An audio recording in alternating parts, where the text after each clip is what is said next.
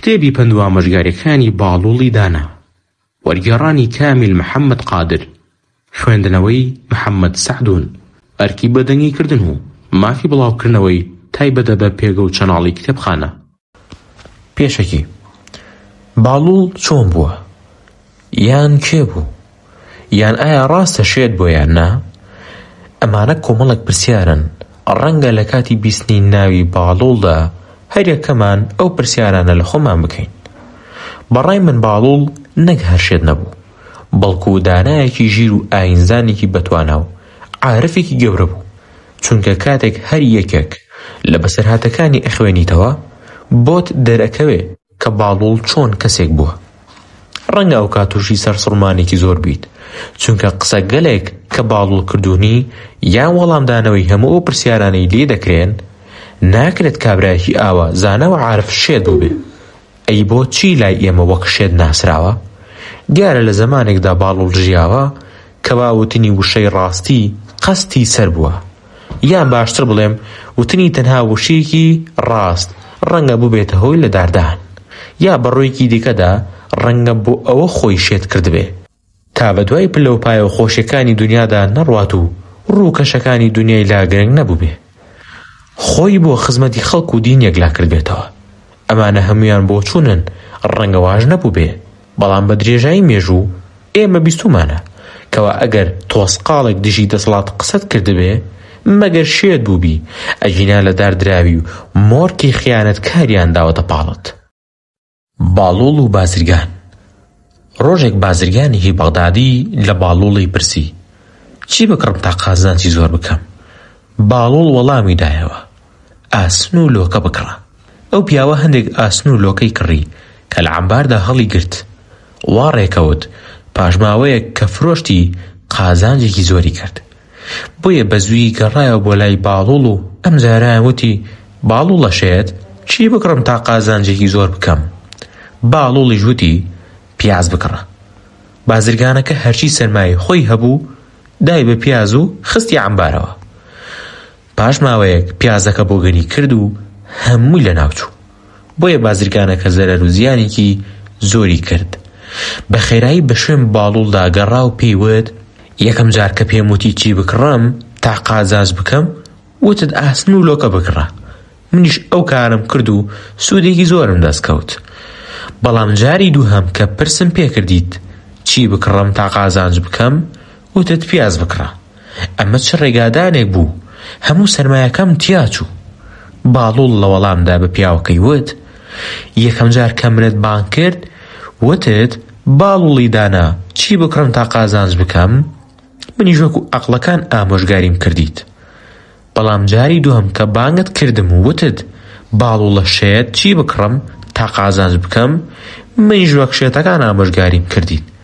کابرا کاتێک ئەم قسەی بیست سەری شۆڕ کردەوە و بە شەرمەزاریەوە ڕۆشت. باڵوڵ و هاوڕێکەی. کەسێک کە پێشتر هاوڕێی باڵوڵ بوو ڕۆژێک پارێک گەنمی برد بۆ ئاش بیهاڕێت. لە گەڕانەوەدا کەرەکەی هەڵکەوت و قاچیشکە. بەڕێکەوت لە نزیک ماڵی باڵوڵدا بوو. ئەو کابرایە چونکە پێشتر هاوڕێی باڵوڵ بوو چووتا کەرەکەی باڵوڵ بهێنێ و بارەکەی لێ بنێت. باڵوڵیش چونکە نەیدەویست کەرەکەی بداتێ و وتی من کەرم نییە. هەر لەو کاتەدا زەڕەی کەرەکەی باڵوڵ هات. پیاوەکە بە باڵوڵی وت کەرەکەت لە ماڵەوەیە و دەڵێیت کەرم نییە؟ باڵوڵ وتی بەخوا پیاوێکی کەری، من و تۆ 50 ساڵە هاوڕین، باوەڕ بە قسەی من ناکەیت. باوەڕ بە قسەی من ناکەیت کەچی باوەڕ بە زەڕەی کەرەکە دەکەیت؟ باڵوڵ و کورسی هاڕونە ڕەشید.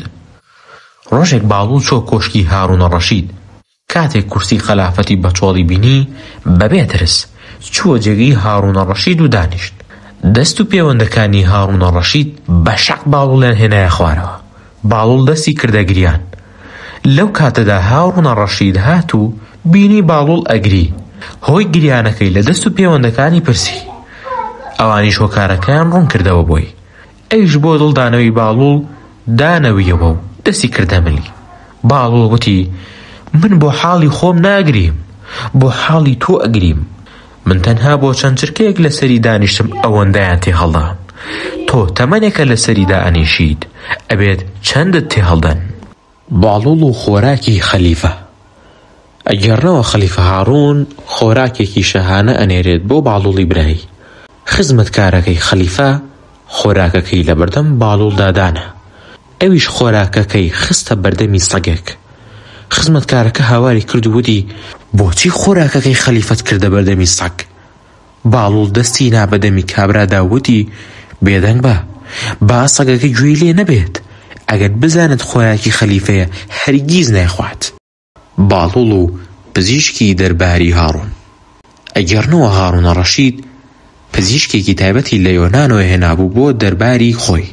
هەرکە پزیشکەکە گەیشتە بەغداد، هاڕونە ڕەشید بە شێوازێکی زۆر تایبەت پێشوازی لێ کرد و بەڕێز و شکۆمەندیەوە بردێ نێو کۆشکەوە. تا چەند ڕۆژێک کاربەدەستانی وڵات ئەچون بۆ دیداری ئەو پزیشکە. وا ڕێکەوت باڵوڵیش لە ڕۆژی سێهەمدا چوو بۆ دیداری ئەو پزیشکە. لەپەڕ لە پزیشکەکەی پرسی ئەوە کاری تۆ چییە؟ پزیشکەکە پێشتر ناوبانگی باڵوڵی ویستی بوو کەشێتە. ویستی هەندێک سەر بخاتە سەری و گاڵتەی پێ بکات. وتی من پزیشکم و مردووەکان زیندوو ئەکەمەوە. باڵوڵیش لە وەڵامدا وتی تۆ زیندووەکان مەکوژە، مردوو زیندووکردنەوە پێشکەش بەخۆت بێت. هەموو دانیشتوانی کۆشکەکە دەستیان کردە پێکەنین و پزیشکەکە لەداخە بەغدادیشی بەجێهێشت. باڵوڵ و بەندەیەک کە لە شەپۆلەکانی دەریا ئەترسا. ئەگەڕنەوە یەکێک لە بازرگانەکانی بەغداد لەگەڵ بەندەیەکدا ئەیانەوێت بە کەشتی بچن بۆ بەسڕە. وارە دەکەوێت باڵوڵیش لەناو ئەو کەشتێدا ئەبێت. بەندەکە لە ترسی شەپۆلەکانی دەریا خریب و زیڕی ئەکرد و ئەتۆقی.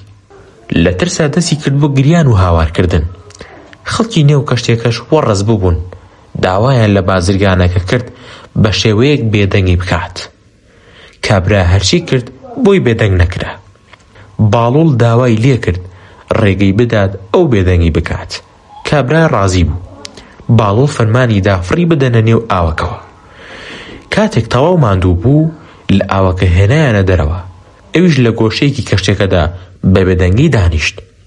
خەڵکانی نێو کەشتێکە پرسیاریان لە باڵوڵ کرد هۆی ئەم کارە چی بوو؟ باڵوڵ وتی ئەم بەندەیە قەدری ئارامی نێو کەشتێکەی نەدەزانی، بەڵام کاتێک لە نێو ئاوەکەدا ماندوو بوو ئەو کات زانی ناو کەشتێکە چەندە شوێنێکی ئارام و پارێزراوە. ئامۆژگاریکردنی هاڕونە ڕەشید لەلایەن باڵوڵەوە. ڕۆژێ باڵوڵ چووە لای هاڕونە ڕەشید. هاڕون وتی باڵوڵ ئامۆژگاری بکە. باڵوڵ وتی ئەگەر لە بیابانێکدا تەنها بمێنی و ئاوت دەست نەکەوێت زۆریشت نەمابێت لە تینوانە بەخینچیت، ئایا چەند ئەدەی تا ڕزگارت کەن؟ هاڕون وتی 100 دیناری ئاڵتوون. باڵوڵ وتی ئەگەر خاوەنەکەی ڕازی نەبوو؟ هاڕون وتی نیوەی پادشاییەکەم ئەدەم. باڵوڵ وتی ئەی ئەگەر ئاوەکەت خواردەوە و میزت گیرا چەند ئەدەی تا ڕزگارت کەن لەو ئازارە؟ هاڕون وتی نیوەکەی تری پادشاییەکەم ئەدەم. باڵوڵ وتی کەواتە بۆ پادشایەی مەغرور مەبە کە نرخی چەند قومە ئاوێکی هەیە. دەی کە دنیا ئاوا بێ تۆش لەگەڵ خەڵکی خوددا باش ڕەفتار بکە. مناقەشەی باڵوڵ و فیقزانێک. ئەگەڕنەوە پیاوێکی فیقزانی شارەزار دێتە بەغدا و هاڕون هەرکە بیستی ئەو پیاوە هاتۆدە بەغداد داوای کرد بیهێنە کۆشی خۆی. کاتێک ئەو پیاوە هاتە کۆشک هاڕونە ڕەشید پێشوازیکی شەهانەی لێ کرد. هەموو پیاوانی کۆشک پێشوازیان لێ کرد و ڕێزیان لێ کرد و خەریکی گفتوگۆ بوون. لەو کاتەدا باڵوڵ هاتە ژوورەوە و هاڕون ڕێگەی نیشاندا تا دانیشێ. کابرا بە هاڕوونی وت جێگای سەرسوڵمانە، پیاوێکی وەک تۆ لەگەڵ کەسانی ئاوا سادە میهرەبان و ڕووخۆشی و دەهێڵی بێنە کۆڕی جەنابتان و دانیشن. باڵوڵ زانی ئەو پیاوە مەبەستی لەوە. بەڕێزەوە بۆ پیاوەی وت بە نەزانی خۆت بایی مەبە و منیش بە کەم مەزانە. من ئامادەم لەگەڵ تۆ مناقەشە بکەم و بە خەلیفەی بسەلمێنم کە تۆ کەسێکی نەزان و نەفامی.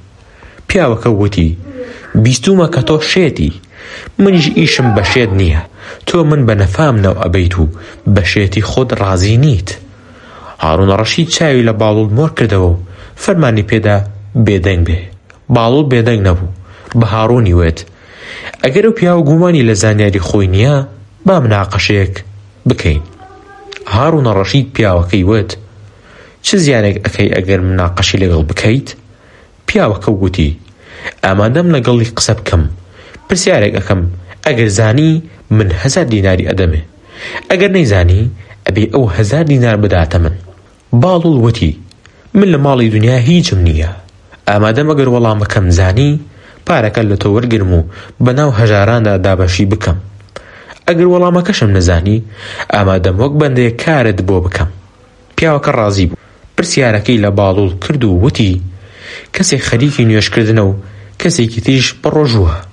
کابرایەک دێتە ژوورەوە، ژن و مێردێک کە لەو ماڵەدا دەژین بە یەک حرام ئەبن و ئەو پیاوەی کە نوێژ ئەکات نوێژەکەی بەتاڵ ئەبێ، ئەوەش کە بەڕۆژووە ڕۆژۆکەی بەتاڵ ئەبێ. ئایا ئەتوانی بڵێ ئەو پیاوە کێ بووە؟ باڵوڵ خێرا وەڵامی دایەوە وتی ئەو پیاوەی هاتە ژوورەوە پێشتر مێردی ئەو ژنە بوو، سەفەرێکی دوور و درێژی کردووە و هەواڵیان هێناوە کە مردووە. ژنەکە لەسەر بڕیاری قازی شەرعی شووی کردوێتەوە. ئەو پیاوەش کە لای دانیشتووە مێردی تازەی بوو و پارەشی داوە بەو دوو پیاوە، یەکیان ڕۆژوو ئەوی تریان نوێژ بوو ئەو مێردە کۆنەکەی بکات.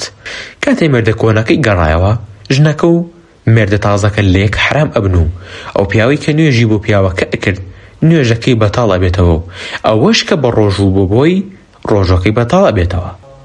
هاڕونە ڕەشید و ئامادەبوانی کۆشک لە وەڵامەکەی باڵوڵ سەریان سوورما و زۆر خۆشحاڵ بوون و ئافرینیان لە باڵوڵ کرد. باڵوڵ دووبارە وتی ئێستا وەری منە پرسیار لە تۆ بکەم. پیاوەکە وتی پرسیار بکە. باڵوڵ وتی قاپێک سرکەمان داناوە لەگەڵ قاپێک شیر، پاشان کاتێ شیر و سرکە تێگەڵ ئەکەین ئەبینین مشکێکی تۆپیوی لەناودایە. چۆن بزانین ئەو مشکە لە ناو شیرەکەدا بووە یان لە ناو سرکەکەدا؟ پیاوەکە زۆر بیری کردەوە، هەرچی کرد نەیتوانی وەڵام بداتەوە. پاشان هاڕونە ڕەشید بە باڵوڵی وت خۆی وەڵامەکەیان پێ بڵێ. باڵوڵ وتی ئەگەر ئەو پیاوە دانی بە نەزانی خۆی دانا منیش پێتان ئەڵێم. ناچار پیاوەکە دانی بە نەزانی خۆی دانا و باڵوڵ وتی ئەبێ مشکە دەربهێنین و پاک بیشۆین تا شیر و سرکەی پێوە نەمێنێ. ئەو کاتسکی هەڵدڕین، ئەگەر شیری تیابوو بە شیر خنکاوە، ئەگەر سرکەی تیابوو کەوتۆتە ناو سرکەکە. تەواوی ئامادەبوان ئافرینیان لێ کرد و پیاوەکەش ناچار 1000 دینارەکەی دا و ملی شۆڕ کرد. باڵوڵیش وەک بڕیاری دابوو بەناو هەژاراندا بەخشیەوە. باڵوڵ و هاڕونە ڕەشید بە مەبەستی حەجکردن لە بەغداد چووە دەر. کاتێک گەیشتە کوفە خەڵکی بۆ بینینی لە دەوری کۆبوونەوە. هاڕونە ڕەشید بەشکۆمەندیەوە سواری وڵاخەکەی بوو بەناو خەڵکەکەدا گەڕا. لە ناکاو باڵوڵ لە ناو خەڵکەکەەوە بانگی کرد هاڕۆن هاڕۆن. هاڕونە ڕەشید بە پیاوەکانی خۆی وت ئەوە کێوە بەبێ ئەدەبی بانگم ئەکات؟ گوتیان قوربان باڵوڵە. هاڕون پەردەی کەژاوەکەی لادا و ڕووی کردە ئەو لایەی باڵوڵ بانگی ئەکرد. باڵوڵ وتی لە کوڕی عەبدوڵڵای عامریەوە ئەگەڕنەوە پێغەمبەری خوددا دووریتی خودای لەسەر بێت لە کاتی بەردەهاوێشتن کە یەکێکە لە ئەرکەکانی حەجکردن هیچ دژایەتێکی لە کۆبوونەوەکەی خەڵک نەدەکرد و داوای دوورکەوتنەوەی لە کەس نەدەکرد. بەو پەڕی نەرمی و دوور لە خۆبایی بوونەوە لەگەڵیان ئەجوڵایەوە. ئەمڕۆژ ئەبینین خەلیفە بۆ ئەو سەفەرە پیرۆزە بە چ منەتێکەوە هەنگاو ئەنێ. قسەکانی باڵوڵ کاریگەریەکی وا لەسەر هاڕون دانا دەستی کردەگریان. بە جۆرێک فرمێسکەکانی کەوتنە سەر زەوی و زەوی تەڕ کرد و ئافرینی لە باڵوڵ کرد و داوای لێکرد ئامۆژگاری بکات. باڵوڵ وتی ئەی خەلیفە، خوداوەند هێز و گەورەی و دەسەڵاتی بە تۆ بەخشیوە، بەوانە بایی مەبە، هەمیشە خودات لەبیر بێ. نەکەی بە وتەی پڕوپوچی دەوروبەرت بایی ببیت و خودات لەبیر بچێ، چونکە دوای مردنت ئەوانەی دەوروبەرت سود لە بەخشندەی تۆ نابین و لە تووڕەی تۆش ناترسن.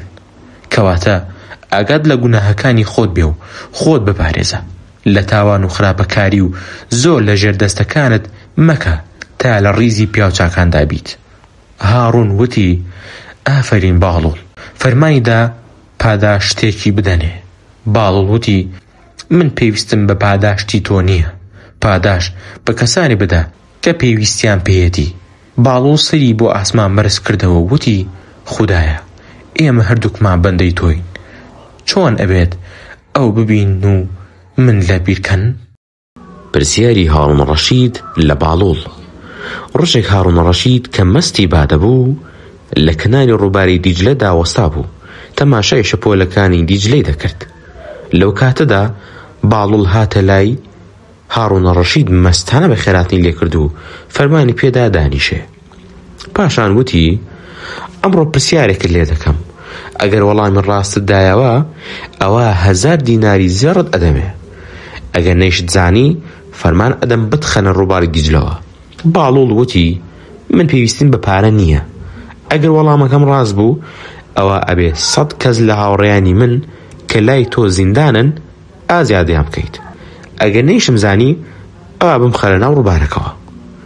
هاڕون ڕازی بوو، وتی ئەگەر گورگێک و مەڕێک و باوەشی گیامان هەبێ بمانەوێت یەک یەک بیان بینە ئەو بەرەوە، ئایا بە چ شێوەیەک نە گورگەکە مەڕەکە بخوات نە مەڕەکەش گیاکە بخوات ئەتوانین بیبینە ئەو بەرەوە. باڵوڵ وتی سەرەتا ئەبێ مەڕەکە ببینە ئەو بەر و پاشان بگەڕینەوە گیاکە ببین، چون گیاکەمان بردوێتە ئەو بەر ئەبێ لەو سەر و مەڕەکە لەگەڵ خۆمان بهێنینەوە، لەم بەرەوە داینین پاشان گورگەکە لەگەڵ خۆمان ببینە ئەو بەر، دووبارە بگەڕینەوە مەڕەکەش ببین. ئەو کات یەک یەک بردومانە نە گورگەکە مەڕەکە ئەخوات نە مەڕەکەش گیاکە ئەخوات. هاڕون وتی ئافەرین وەڵامی ڕاستت دایەوە. پاشان باڵوڵ ناوی 100 کەس لە هاوڕێیانیدا بە هاڕون. کاتێ هاڕون ناوی ئەوانی بیست لە بەڵێنەکەی پەشیمان بوو، تەنها 10 کەسی لێ ئازاد کردن. داوا ئامۆژگاریکردنی هاڕون لە باڵوڵ. ئەگەرنەوە کە هاڕون ڕەشید لە شوێنێکەوە تێ ئەپەڕێ، باڵوڵ ئەبینێ سواردارێک بووە و لەگەڵ منداڵان یاری دەکات. هاڕون بانگی دەکات، باڵوڵیش دێتە پێش و ئەڵێ چیت پێویستە؟ هاڕون وتی ئامۆژگاریم بکە. باڵوڵ وتی لە بەسەرهاتی خەلیفەکانی پێشوو گۆڕەکانیان پەند وەرگرە، ئەو خۆی لە خۆیدا ئامۆژگاریەکە، چونکە تۆ ئەزانی ئەوانیش سەردەمانێک لە ناز و نیعمەتی ژیان و ئەو کۆشک و باڵەخانانەدا بوون و ئێستا لە باوەشی خاکدان، بە هەزاران ئاهوناڵی پەشیمانی لەو تاوانانی کە کردویانە.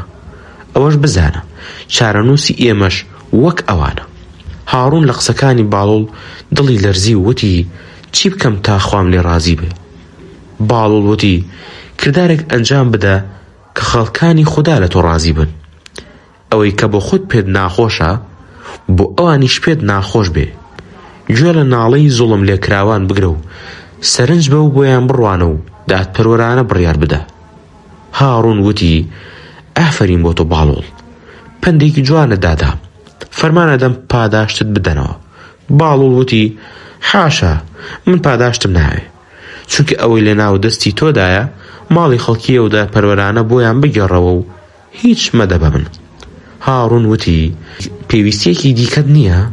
باڵوڵ وتی پێویستی من هەر ئەوەیە بە ئامۆژگاریەکانم هەڵسوکەوت بکەیت، بەڵام بەداخەوە خۆشیەکانی دنیا بە جۆرێ تۆی لە خشتە بردووە کە ئامۆژگاریەکانی من هیچ کاریگەریان بەسەرتەوە نییە. پاشاندارەکەی ژێری هێنایە جوڵە و وتی دوورکەوە تا ئەسپەکەی من لەقەت لێ نەدات. پاشان بە ئەسپەدارینەکەی کەوتە غارغارێن. باڵوڵ و جونەیدی بەغدادی. جونەیدی بەغدادی یەکێ بۆ لە پیاوە ناودارەکانی شاری بەغداد. ئەو پیاوێکی زانا و پایە بەرز و ناسراو بوو. ڕۆژێک یەکێک لە قوتابەکانی باسی کارە سەرسوڕهێنەرەکانی باڵوڵی کرد. جونەید لێی پرسی ئەزانی باڵوڵ کێیە؟ ئەویش وتی بەڵێ شەیتێکی بێجێگەوڕێیە و شوێنی دیاری نییە.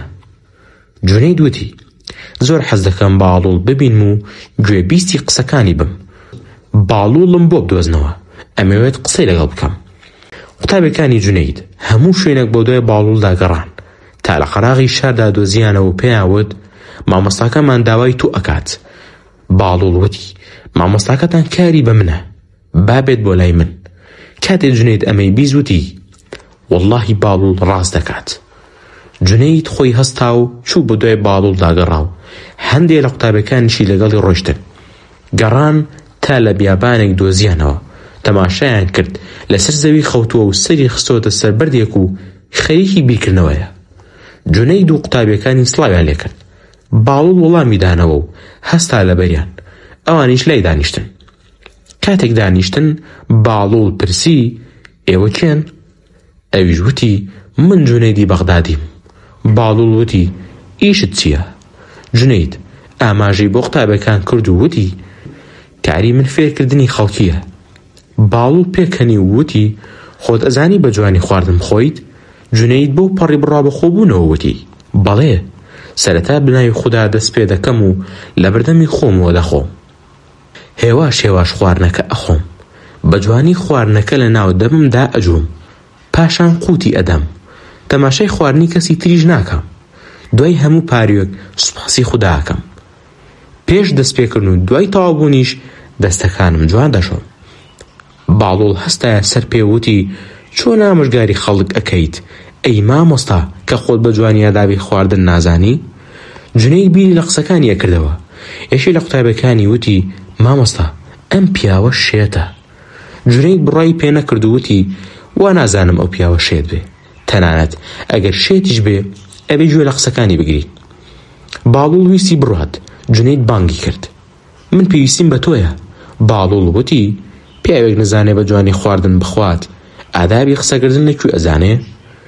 جونەید وتی بەڵێ ئەزانم. بەپێی پێویست نەبێ قسە ناکەم. قسەیەک حەق نەبێ نایکەم. کاتێک کەسێک قسە ئەکات گوێی بۆ دەگرم. بەپێی قسەکانی کەسەکە هەڵدەسەرجێنم. باڵوڵ لەسەر ڕۆشنەکەی بەردەوام بوو. یەکی لە قوتابەکانی جونەید بانگی کرد. ڕاوەستە، جونەید قسە بۆ تو ئەکات. باڵوڵ ئاوڕێکی لە جونەیدایەوە وتی پێم بڵێ تۆ کە نازانی نام بخۆیت و قسە بکەیت چێت لە من ئەوێ؟ قوتابەکانی جونەید چاڕوانیشتی وایە نەدەکرد. یەکێکیان وتی بینیت مامۆستا وتمانەوە پیاوە شێتە. لەوە زیاتر چی لەو پیاوە شێتە چاوەڕوان ئەکەیت؟ جونەید وتی ئەگەر شێتیش بێ ئەبێ ئێمە گوێ بۆ قسەکانی بگرین. جونەید کەوتە دوای باڵوڵ. باڵوڵیش هەوڵی ئەدا دوور بکەوێتەوە.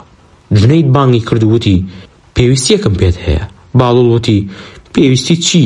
پیاوێکە نەزانێ نام بخوات و قسەم لەگەڵ بکات؟ جونەید وتی مشتی زۆر ئەزانم.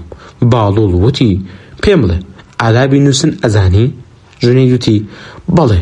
باڵوڵ وتی چۆن ئەنووی بۆم ڕوونکەوە؟ جونەید سەری نایە سەر زەوی وتی پاش نوێژی شێوان دوعای خێر دەکەم و پاشان بەرگی نووسن ئەپۆشم. بەم جۆرە جونەید بۆ باڵوڵی ڕوون کردەوە. بەڵام نەیتوانی باڵوڵ ڕازی بکات. وتی کەواتە ئادابی نووسنیش نازانی. ئەمەی وت و ویستی بڕوات. هەندێک لە قوتابەکانی جونەید زۆر تووڕەبوون و ویستیان بدەن لە باڵوڵ. جونەید ڕای کرد بە دوای باڵوڵ داوتی من جونەیدی بەغدادیم و هیچ نازانم. داوات لێ دەکەم لەبەر خوددا فێری چاکەم بکە. باڵوڵ وەستا و پێکەنی وتی سەرەتا وتت زانام بۆیە منیش لێ دوورکەوتمەوە. ئێستا کە دەڵی نەزانم منیش فێرت دەکەم. باڵوڵ لەسەر بەردێک دانیشت و داوای لە جونەید کرد ئەویش لەسەر بەردێک لە لای دانیشێ. پاشان وتی لە بیرە چوو لە کاتی ناخواردنە ئەبێ بەشێک بخۆی و ئەبێ ئەوەی ئەیخۆی حەڵاڵ بێ. گەر پارویەکی حرام لە گەروت بچێتە خوار دڵت ڕەش ئەکات.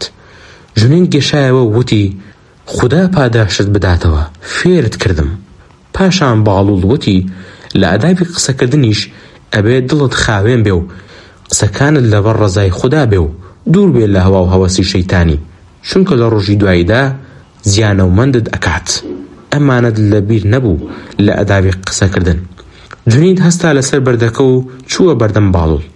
هەردوو دەستی خستە سەر ئەژنۆی و وەکو قوتابیەک وتی ئەوەی تۆ فێرت کردم لە پێش تۆدا لە هیچ کەسم نەبیستووە.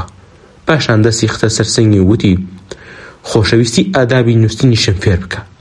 باڵوڵ وتی تۆ شتە لاواکیەکان فێر بووی بەڵام ڕاستیەکەی ئەوەیە نابێت دڵت بە دنیا و بەست بێ و چاوت لە ماڵی کەس بێ و ئەبێ دوعای خێر بۆ سەرکەوتنی مسلمانان بکەیت تا ئەو کات چاوت ئەچێتە خەو.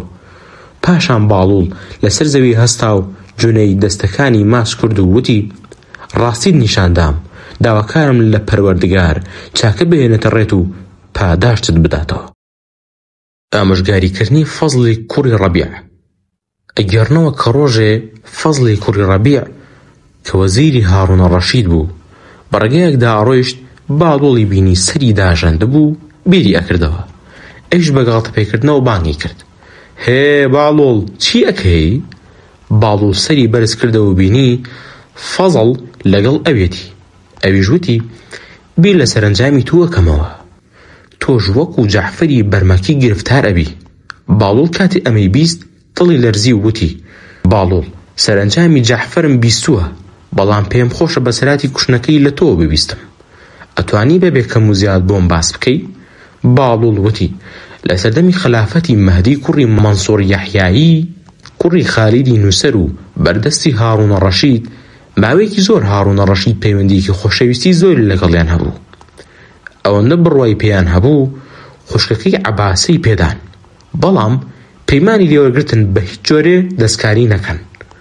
بەڵام پاش ماوەیەک جەعفەر سەرپێچی ئەم فەرمانەی کرد و دەستکاری عەباسی خوشکی هاڕوونی کرد. کاتی هاڕوون ئەوەی بیست لەو کردارە زۆر تووڕە بوو، بە جۆرێکی وا هەموو سۆز و خۆشەویستەکەی گۆڕا بە ڕق و تووڕەیی، بە هەموو جۆرێ هەوڵی ئەدا جەعفەر و بەرمەکیەکان لەناو ببات. تا شەوێک داوای لە یەکێ لە پیاوەکانی بە ناوی مەنسوور کرد و وتی ئەم شەو ئەمەوێت سەری جەعفەرم بۆ بهێنی. مەنسوور لەو فەرمانە دڵی لەرزی و سەری شۆڕ کردەوە و هیچی نەوت. هاڕوون پێیوت بۆچی وا مات و مەلولی؟ بیر لە چی ئەکەیتەوە؟ مەنسوور وتی کارێکی گەورە و گرانە، بریا زووتر بمنمایە و وەها فەرمانێکت بەسرم دا نەدایە. هاڕوون وتی ئەگەر فەرمانەکەم جێبەجێ نەکەی ئەکەویتە بەر ڕق و تووڕەییم، بە جۆرێک وا ئەتکوژم باڵندەکانی ئاسمان بۆت بگری. مەنسوور ناچار بوو ڕۆژ بۆ ماڵی جەعفەر و فەرمانەکەی پێڕاگەاند. جەعفەر پێیوت لەوانەیە کاتێک خەلیفە ئەم فەرمانی دابێ ئاگای لە خۆی نەبوو بێ و ڕەنگە ئەگەر هۆشیار بێتەوە لە فەرمانەکەی پەشیمان بێتەوە. لەبەر ئەوە داوات لێ دەکەم بگەڕیتەوە و فەرمانی کوشنەکەم بە خەلیفە ڕاگەیەنی. ئەگەر تا بەرەبەیان لە کوشنەکەم پاشگەز نەبوو ئەوە من سەری خۆم ئەخەمە بەردەستت بیدە بە شمشێر.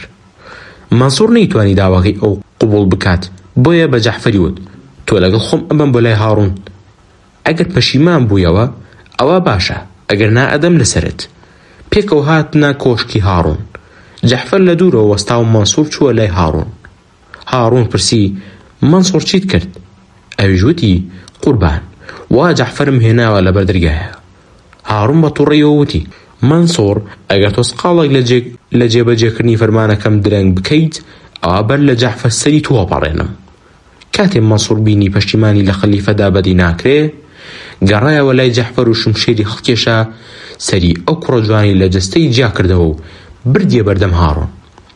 خەلیفە بەو شەوە نەوەستا، فەرمانیدا تەواوی بەرمەکیەکان لەناو ببەن، دەست بگرن بە سەر ماڵ و سامانیان و سەری جەعفەر لەبەر دەروازەی شار بکەن بە داردا و پاش چەند ڕۆژێ بیسووتێنن. ئێستا ئەی فەزڵ لە سەرنجامی تۆش ئەترسم تۆ بە دەردی جەعفەر گرفتار بی.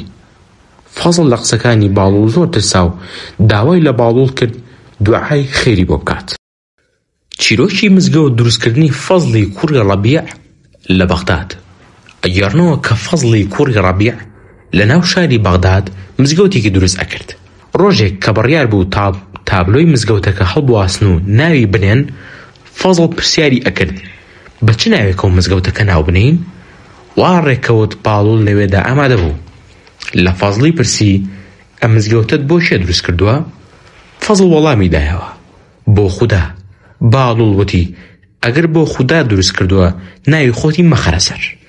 فەزڵ تووڕە بوو وتی بۆچی ناوی خۆمی نەخەمە سەر؟ ئاخر خەڵکی ئەبێ بزانن چی ئەم مزگەوتەی دروست کردووە. باڵوڵ وتی دەی لەسەر تابلۆکەی بنووسە ئەمە مزگەوتی باڵوڵە. فەزڵ وتی هەرگیز شتی وا نانووسم. باڵوڵ وتی کەواتە مزگەوتت بۆ خۆ دەرخستن دروست کردووە.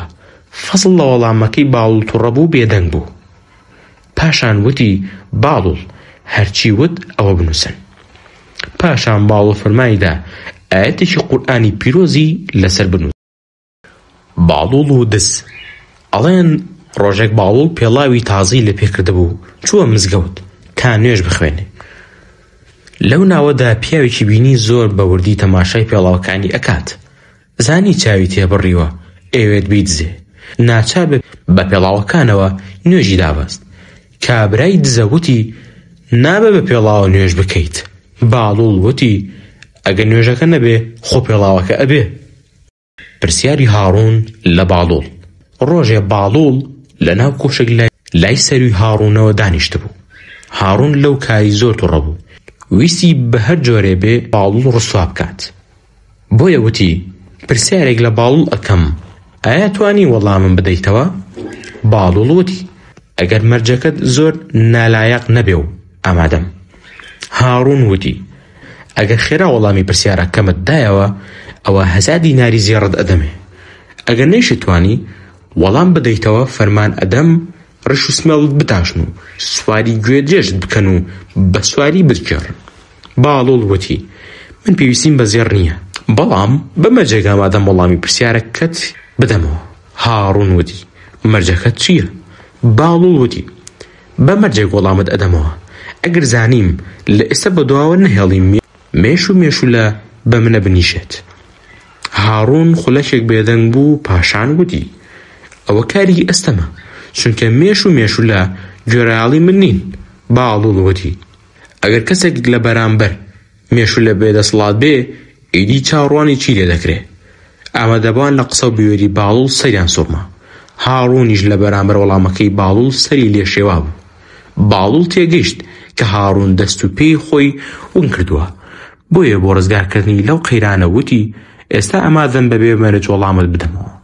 پاشان هاڕون وتی ئەو دارە کامەیە کە 1 ساڵ تەمەنێتی و 12 پەلی هەیە. هەر پەلەی 30 گەڵای هەیە.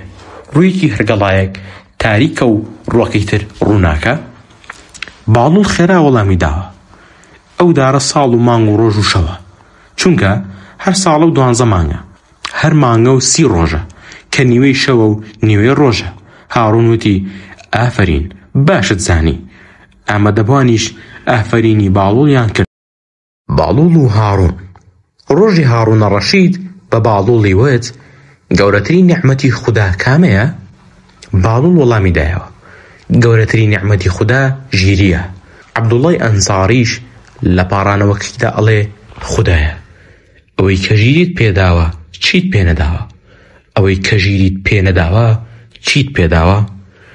وە دەڵێن باڵوڵ درێژەی پێداوەتی خدا کاتێ نیعمەتەکان لە کەسێ ئەسێنێتەوە سەرەتا ژیری لێ ئەسێنێ چونکە ژیری لەسەر و هەموو شتێکەوەیە. بەداخەوە خداوەند ژیری لە من سندووە. باڵوڵ و دز ئەیێڕنەوە کە دەرگای ماڵەکەی باڵوڵ خراپ بوو. لە پەنای ماڵەکەیدا دووکانی پینەچیەک هەبوو کە پەنجەرەی پینەچیەکە لەسەر ژووری گەنجینەکەی باڵوڵ بوو. باڵوڵ هەر پارێکی هەبوایە لەو ژوورەدا ئەیکرد بەژێر خۆڵەوە و هەر کات بیویستایە لێی دەرئەهێنا و هەر چەندی پێویست بووایە هەڵیەگرت و باقیەکەی ئەکردەوە بەژێر خۆڵەوە. وا ڕێکەوت ڕۆژێک زۆر پێویستی بە پارە بوو. چووە ژوورەکە و گەڕا بەڵام پارەکەی نەدۆزیەوە. تێگەیشت پینەچیەکە پارەکەی دزیوە چونکە پەنجەرەی لەسەر ئەو ژوورەیە و لە کاتی شانەوەی بینیوێتی. بەبێ ئەوەی دەنگەدەنگ دروست بکات چوو لای پینەچیەکە و دانیشت. هەوڵیدا کەمکەم باسەکە دابمەزرێنە و بە جۆرێک سەرگەرمی بکات و قسەی لێ دەربێنێ و وتی هاوڕێ خۆشەویست ئەمەوێت حساباتێکم بۆ بکەیت. پینەچی وتی فەرموو. باڵوڵ وتی ناوی چەند شوێنێکت پێ دەڵێم کە پارەم شاردۆتەوە پێت ئەڵێم بۆم حساب بکە لە گەڕەکی ئەوەندە و لە گەڕەکی ئەوەندە. ناوی چەندین گەڕێکی برد لە هەر گەڕەکە و بڕێک پاری باسکە. کاتێ تەواو بوو پینەچی خێرا لە دڵی خۆیدا ژماردی و وتی ئەو پارانی کە ژماردی کردیە 1000 لیرە. باڵوڵ وتی زۆر باشە هاوڕێی خۆشەویست تۆ پێت چۆنە بچم هەموو کۆبکەمەوە و بیهێنم لێرە لە ماڵەکەی خۆم بیکەم بەژێر خۆڵەوە؟ پینەچی وتی کارێکی باش دەکەیت. باڵوڵ وتی زۆر باشە، هەموو ئەو پارانەی لەو جێگایانە شاردومنەتەوە کۆیان ئەەکەمەوە، ئەیان هێنم لەم ماڵەدا ئەیکەم بەژێر خۆڵەوە. خۆ تۆش پێت باشە؟ پینەچی وتی بەڵێ، هەر لەو جێگایی کە پارەت لێ شاردۆتەوە هەمی بکە بەژێر خۆڵەوە. باڵوڵ وتی کەواتە بەقسەت ئەەکەم، ئەچم تەواوی پارەکانم کۆ دەکەمەوە ئەیهێنم لێرە هەر لەو جێگایەدا ئیشارمەوە. ئەمەی وت و خێرا پینەچەکەی بەجێهێشت. پینەچێگە لە دڵی خۆی داوتی وا باشە بچم ئەو پارەی کە لەژێر خاکدا دەرم هێناوە بیخەمەوە جێگای خۆی، کاتێ پارەکانی تری هێنا ئەوسا هەمووی پێکەوە دەبم. لەسەر ئەم بڕیارە پارەکەی هەڵگرت و خستیەوە شوێنی خۆی. باڵوڵ پاشکەمێک گەڕایەوە و بینی پینەچی پارەکانی خستۆتەوە شوێنی خۆی. ئەیش پارەکانی هەڵگرت و سوباسی خودای کرد و ئەو ماڵەی چۆڵ کرد. پینەچی هەرچی چاوەڕوانی هاتنەوەی باڵوڵ و شارنەوەی پارەکانی ئەکرد بێسوود بوو. تێگەیشت باڵوڵ ئەوی فریودا. باڵوڵ و میری کوفە. ئیسحاق کوڕی محەممەد کوڕی سەباح میری کوفە بوو. ژنەکەی ئەو کچێکی بوو. لەبەرەوە میر خەو خۆراکی نەبوو، غەم و پەژارە دایگرتەوە. باڵوڵ کاتی ئەم هەواڵەی بیست چووە لای وتی ئەی میر، خەم و خەفەتت لەبەر چییە؟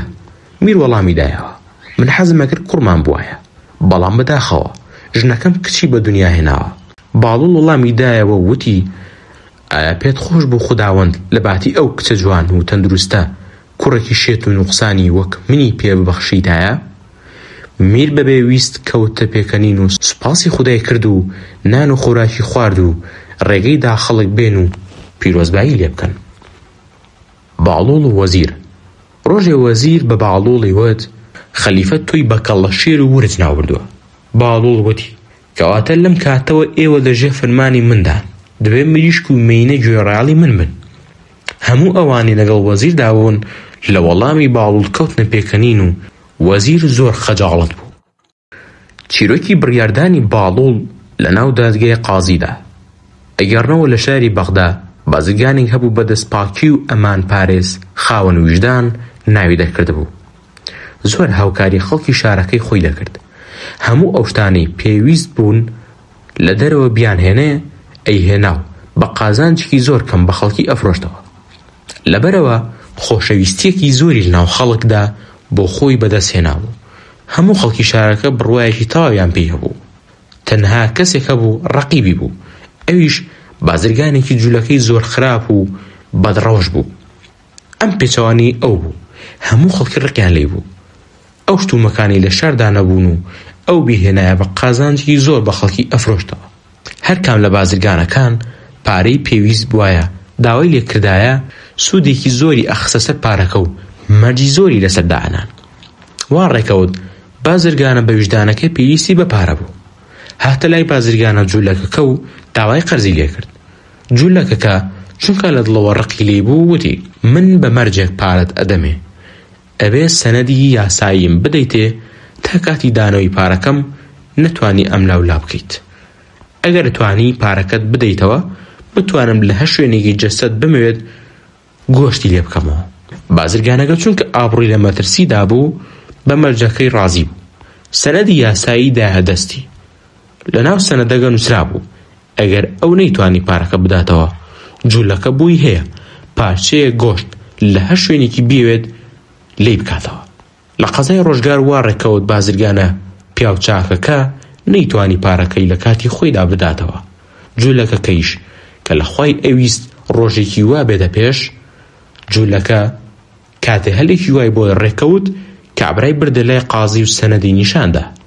بەپێی ئەو سەنەدە قازی دەستەوەستان بوو، ئەوەیە بازرگانی دەستپات جەستەی بخستایەتە بەردەست جوولەکە تا هەر کوێیەکی پێخۆشە بیبڕێ. جوولەکەکەش لەبەر ئەو ڕق و قینەی لە دڵیدا بوو بەرامبەری ئەو شوێنەی ئەبڕی کە ببێتە هۆی مردن و لە ناوچوونی. قازیش ڕۆژانە دادگایی دوا ئەخست تا بەڵکو هەرچۆن بۆ جوولەکە لە بڕیاری خۆی پاشگەز ببێتەوە. بەڵام جوولەکە دەستبەردار نەبوو. هەموو ڕۆژێ بەڵگەکەی دەئێهێنا و داوای مافی ڕەوای خۆی ئەکرد. ئەم باسە لەناو تەواوی خەڵکی بەغداد بڵاوبوویەوە و هەموو خەڵکی دڵیان بۆ حاڵەتی تاجرەکە ئەسوودا، بەڵام هیچ دەسەڵاتێکیان نەبوو. ئەم هەواڵە گەیشتە باڵوڵ، خێرا خۆی گەیاندە هۆڵی دادگا و گوێ بۆ قسەی هەردوو بازرگانەکە گرت و وتی: تۆ بەپێی ئەو بەڵێنی کە داوتە ئەبێ جەستەت بخەیتە بەردەستی ئەو جوولەکەیە تا پارچەیەک گۆشتی جەستەت ببڕێ، لەبەر ئەوە هەرچیەک هەیە بۆ بەرگری لە خۆت بیڵێ. پیا و بازرگانەکە ڕووی کردە قازی و وتی: تەنها لە ڕووی ناچاریەوە ئەو بەڵێنم داوە. باڵوڵ وتی: جەنابی قازی، ئەتوانم بمە پارێزەری ئەو بازرگانە؟ قازی وتی: بەڵێ توانی، هەر بەرگریەکەت پێ ئەکرێ بیکە. باڵوڵ لە نێوان بازرگانەکە و جوولەکەکەدا دانیشت و وتی: هەڵبەت بەپێی ئەو بەڵگەیە ئەم جوولەکەیە مافی ئەوەی هەیە لە هەر شوێنێکی جەسی ئەم پیاوە کە بیوێت بیبڕێ، بەڵام ئەبێ لە شوێنێکی ببڕێ یەک دڵۆب خوێن نەڕژێت. گەروای نەکرد ئەوە پیاوە جوولەکە بە کوشند ئەناسرێ و ئەبێ هەرچی ماڵ و دارایی هەیە بخرێتە خەزەنی دەوڵەتەوە. قازی لە بەرگری ڕەوای باڵوڵ سەری سوڕما و ئافرینی لێ کرد. جوولەکە ناچار بڕیاری قازی ڕازی بوو کەوا هەرچی پارەی داوە بە بازرگانەکە وەری گرێتەوە و ئیدی کۆتاییە. بەهەشت فرۆشتنی باڵوڵ.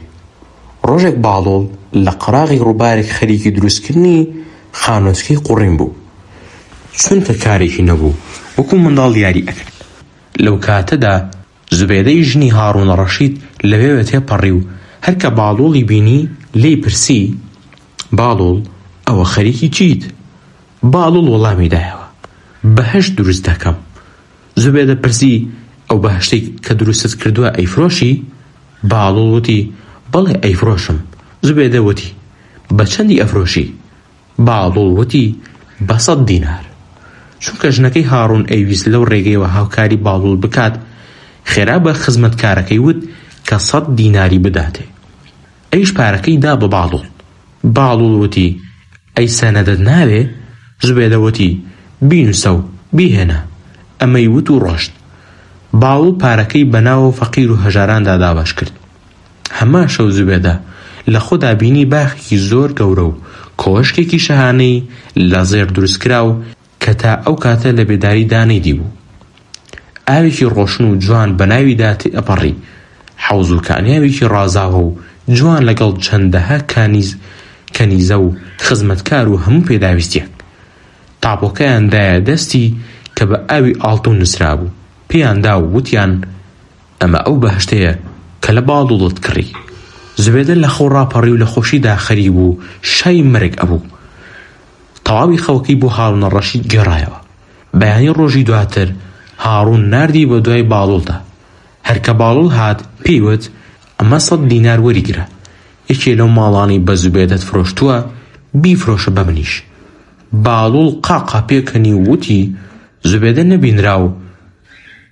زوبێدە نەبینرا و کڕی، تۆ پێویستە ئەمجا ئەیکڕی، بەڵام بەداخەوە بۆ تۆ نەماوە. تووڕەبوونی هاڕون لە باڵوڵ و بەخشینی.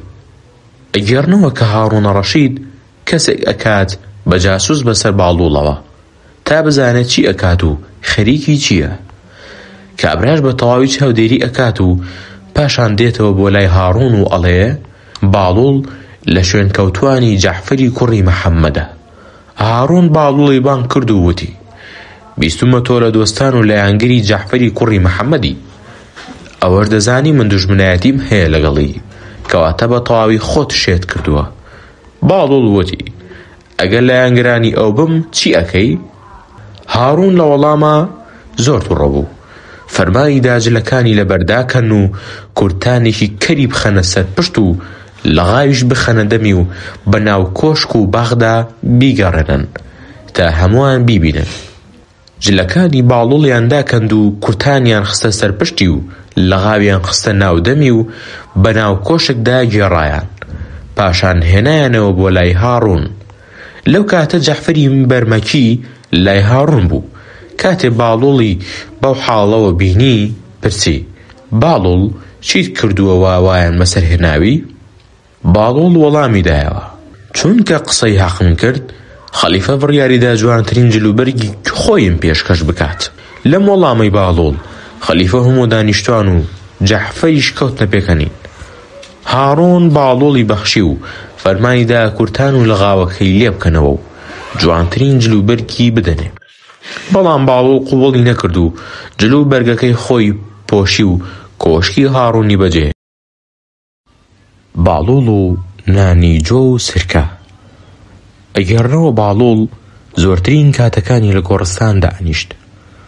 ڕۆژێک وەکو پیشەی خۆی چوو بوو بۆ گۆڕستان. هاڕۆنە ڕەشیدیش لەوێوە ئەچوو بۆ ڕاو. کاتێ باڵۆڵی وینی پرسی: لێرە چی ئەکەی؟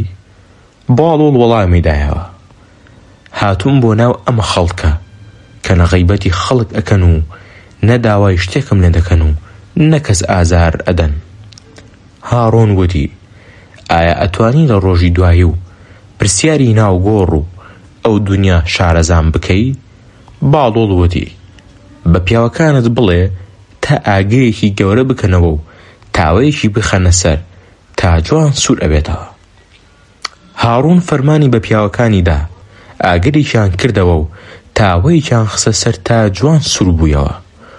باڵۆڵ وتی: ئەی هاڕۆن، من بە پێی پەتی لەسەر ئەو تاوەیە ئەوەستم و خۆم ئەناسێنم. هەرچیم خواردووە و هەرچیم پۆشیوە باسی دەکەم. پاشان دەبێت تۆش وەکو من بە پێی پەتی بچیتە سەر تاوەکە و هەرچیت خواردووە و هەرچیت پۆشیوە باسی بکەی. هاڕۆن ڕازی بوو. باڵۆڵ چووە سەر تاوەکە و بە خێرایی وتی: من باڵۆڵ خواردنم نانی جۆ و سرکە پۆشاکەم جبەیە. ئەمەی وت و بە خێرایی بەبێ ئەوەی قاچی بسووتێ داڕسی. کاتێ نۆبەی هاڕۆن هات، هەرکەویستی خۆی بناسێنێ خەریک بوو قاچی بسووتێ خێرا داڕسی. باڵۆڵ وتی: ئەی هاڕۆن، پرسیار وەڵامی ئەو دنیاش بەو جۆرەیە. هەرکەس لەخوا ترسە و دوورە لە ماڵی دنیا و پلە و پایە خێرا ئەتوانێ وەڵام بداتەوە. ئەوانەشی خەریکی ئارەزوو دنیا بازین گرفتار ئەبن. باڵۆڵ و ئامۆژگاریکردن. ئەگەڕنەوە کەوا باڵۆڵ بە ڕێگەیەکدا ڕۆیشت، پیاوێکی بینی غەریبە و دۆش داماوە و ئاهو ناڵێتی. باڵۆڵ لێی نزیک بوویەوە و سڵاوی لێ کرد و وتی: ئاستەمێکت لێ کراوە ئاوا شین و زاری ئەکەی؟ پیاوەکە وتی: من غەریبەم، خەڵکی ئێرە نیم. چەند ڕۆژێکە بۆ گەشت و سەیران لە شارەکەی خۆم دەرچووم. گەیشتمە ئێرە، وتم ما بچمە گەرما و کەمێک پشوو بدەم. بڕێک پارە و ئاڵتۆنم پێبوو. لای پیاوێکی دوکاندار بە ئەمانەت دامنا و وتم با لێم نەزن. ئێستا چوومە لای کابرا کەچی جنێوی ناشرینی پێدام، منیشی بەشێت لە قەڵەمدا. باڵۆڵ وتی: خەفەت مەخۆ، من شتەکانت بۆ وەرئەگرمەوە، ئەدەمەوە، بەڵام ناونیشانی ئەو دوکاندارم بدەرێ. کاتێک کابرا ناونیشانەکەی دا، باڵۆڵ کابرای ئەناسی. بە کابرای وت: سبەی لەو سەعاتە داوەرە، من لای ئەودا ئەنیشم، بەڵام بە هیچ جۆرێ لەگەڵ من قسە مەکە و بە کابرا بڵێ شتەکانت بداتێ. خێرا باڵۆڵ چووە لای کابرای دوکاندار و پێیوت: نیازم وایە گەشتێک بۆ خۆراسان بکەم. هەندێک پارەم هەیە لەگەڵ بڕێک زێڕدا. ئەگە بیخەمڵێنی بایی 3000 دینار ئەبێ. ئەمەوێت لای تۆ بە ئەمانەت دای بنێم تا ئەگەر بە ساخی گەڕامەوە لێت وەرگرمەوە، ئەگەر نەگەڕامەوە تا ماوەیەک لای خۆت دای بنێ، پاشان وەکیلی من بە. زێڕەکەش بکە بە پارە و مزگەوتێکی پێ دروست بکە. کابرای دوکاندار زۆر خۆشحاڵ بوو وتی: بەسەر چاو، چکات ئەمانەتەکە ئەهێنی؟ باڵۆڵ وتی: سبەی کاژمێر ئەوەندە. پاشان ڕۆیشت، کیسەیەکی پڕ کرد لە تەنەکە و بەرد و وردە شوشە و دەمەکەی بەس لە هەمان کاژمێردا چووە دوکانەکە. کابرای خاوەن دوکان هەرکە کیسەکەی بینی وای زانی پارە و زێڕەکەی تایە. زۆر دڵخۆش بوو. لەو کاتەشدا کابرای غەریب خۆی کرد بە دوکانەکەدا و داوای سپاردەکەی خۆی کرد. کابرای دوکاندار خێرا ڕووی کردە شاگردەکە وتی: بڕۆ سپاردەی ئەم پیاوە لە فڵان شوێندایە، بیهێنە و بیدەرەوە. شاگردەکە خێرا ڕۆیشت، سپاردەکەی هێنایەوە و دایە دەست کابرا. کابرا خێرا ڕۆیشت، دوعای خێریشی بۆ باڵۆڵ کرد. هاڕۆن و پیاوی فێڵباز. ئەیگەڕنەوە کە فێڵبازێک دێتە کۆشکی هاڕۆنە ڕەشید و خۆی بە گەشتیارە ناسێنێ. هاڕۆنە ڕەشید دەربارەی ئاڵتون و زێڕ و گەوهەری ئەو ناوچانی ئەوی پێڕۆشتووە پرسیاری لێ دەکات تا دەگاتە ئاڵتون و زێڕ و زیوی هیندستان. ئەم پیاوە فێڵبازە بە جۆرێ باسی خشڵ و ئاڵتونی هندستانی کرد. خەلیفە نەدیدە عاشقی ئەوانە بوو. ئەو پیاوە بە هاڕوونی وت لە هیندستان دەرمانێکیان دروست کردووە هێز و توانای لاوێتی ئەگەڕێتەوە بۆ مرۆڤ بە ئەندازەیەک پیاوی 60 ساڵ ئەکاتەوە بە 20 ساڵ. خەلیفە بە جۆرێک عاشقی قسەی ئەو پیاوە فێڵبازە بوو لە باسکردن نایەت. بۆیە خێرا بە کابرای وت چەندە پارەت پێویستە تا ئەو دەرمانم بەدەست بکەوێت؟ پیاوەکە وتی 50,000 دینارم پێویستە بۆ بەدەستهێنانی ئەو دەرمانە و هەندێ لەو ئاڵتونانە. هاڕوون 50,000 دیناری دا بە پیاوەکە و ناردیەوە تا لەو دەرمانی بۆ بهێنێ. خەلیفە تا ماوەیەک هەر چاوەڕوان بوو بەڵام هەواڵی لە کابرا نەبوو. ئەو بابەتە خەلیفەی زۆر ئازار ئەدا. هەر کات بیری ئەو کەوتەوە خەم و خەفەت دایەگرت. ڕۆژێک کە جەعفەری بەرمەکی و چەند کەسێک لەوێ بوو باسی ئەو پیاوە هاتە ناو بازەکان. خەلیفە وتی ئەگەر ئەو پیاوم بەردەست ئەکەوت جگەلەوەی پارەکەم دەقات لێ ئەساندەوە سەریشم لە لاشە جیا کردەوە بە دەروازەی شاری بەغداد هەڵم ئەواسی. باڵوڵ قاقا پێکەنی و وتی ئەی هاڕوون تۆ ئەو پیاوە فێڵبازە وەک کەڵەشێر و ڕێوی پیرەژنتان بەسەر هاتووە. هاڕوون وتی چیرۆکی ڕێوی و کەڵەشێر و پیرەژن چییە بۆمان باسکە؟ باڵوڵ وتی ئەگەرنەوە هەڵۆیەک کەڵەشێری پیرەژنە ئەگرێ و ئەیبا پیرێژن دوای هەڵۆکە ئەکەوێ و ئەڵێ فریام کەون. ئەو هەڵۆیە کەڵەشێرە 8 کیلۆیە کەمی برد. هەڵۆکە وەستا و لەڵی خۆی داوتی ئەو پیرێژنە بۆ دروهکات ئەم کەڵەشێرە ئەوەندە نابێت کە ئەو ئەیڵێ. ڕێویەک بەلایاندا تێپەڕی و لە هەڵۆکەی پرسی بۆ وا دۆشدا ماوی چیت بەسەر هاتووە؟ هەڵۆکە وتی ئەم کەڵەشێرە ئەوەندە نابێ کە ئەو پیرێژنە ئەیڵێ. ڕێوێکە وتی ئادەی دایگرە زەوی با من وەزنی بکەم. کاتێک کەڵەشێر کەوتە زەوی ڕێوی پڕی پیا کرد و فڕاندی وتی بە پیرێژن بڵێ دوو ئەوەندەی کە خۆی ئەڵێ لەسەر منی حساب بکە. هاڕوون و ڕاوچی ئەگەرنەوە لە یەکێک لە جژنەکاندا هاڕوون ڕەشید لەگەڵ زوبێدەی خێزانی دانیشتبوون. پێکەوە شەترەنجیان ئەکرد. باڵوڵ هاتە ئەوێ و لایەن دانیشت و تەماشای یاریەکەیانی ئەکرد. لەو کاتەدا ڕاوچێک هات و کەوتە زەوی و قاچی خەلیفەی ماچ کرد و ماسیەکی گەورەی بۆ خەلیفە هێنابوو. هاڕوون ئەو ڕۆژە سەرخۆش بوو. فەرمانیدا 4,000 درهم پاداش بدەن بۆ ڕاوچیە. زوبێدە ڕەخنەی لەو کاری خەلیفە گرت و وتی ئەو پارەیە زۆرە چونکە تۆ دەبێ پارەی سوپاش بدەیت. ئەوانیش گەر بزانن 4,000 داوە بە ڕاوچیەک بە کەمتر ڕازی نابن. ئەگەر کەمتریان بدەیتێ ئەڵێن لای خەلیفە بە ئەندازی ڕاوچێک گرنگیمان نییە. ئەگەر لەوە زیاتریان بدەیتێ خەزێنەی تۆش پاش ماوەیەک خاڵی دەبێ. هاڕوون قسەکەی لا پەسەند بوو وتی باشە چی بکەم؟ زوبێدە وتی ڕاوچێکە بانگ بکە بڵێ ماسێکەت نێرە یامێ. ئەگەر وتی مێە بڵێ بەکەڵکی ئێمە نایەت. ئەگەر وتیشی نێرە دیسان بڵێ بەکەڵکی ئێمە نایەت. ئەو کات ناچار دەبێ ماسێکە هەڵ بگرێ و پاداشتەکە بدابنێ. باڵوڵ بە هاڕوونی وت فریوی ژن مەخۆ واز لە ڕاوچێکە بێنە. بەڵام هاڕوون ڕازی نەبوو. ڕاوچێکەی بان کرد. کاتی ڕاوچێکە گەڕایەوە هاڕوون وتی ماسێکەی تۆ نێرە یامێ. ڕاوچی دانەویەوە و قاچی خەلیفەی ماچ کرد و وتی گەورم ئەم ماسیە نە نێرە و نەمێ بەڵکو نێرە موکە. هاڕوون لەم وەڵامی ڕاوچی خۆشی هات و فەرمانیدا 4,000 درهەمی دیکەی بدەنێ. ڕاوچی پارەکەی وەرگرت و ڕۆیشت. کاتێک گەیشتە پلەکان و ئەچۆ خوارەوە درهەمێکی لێکەوت. ڕاوچی دانەویەوە و هەڵی گرتەوە. زوبێدە بە هاڕوونی وت ئەم پیاوە چەند چاوچنۆکە تەنانەت واز لە 1 درهەمیش ناهێنێ.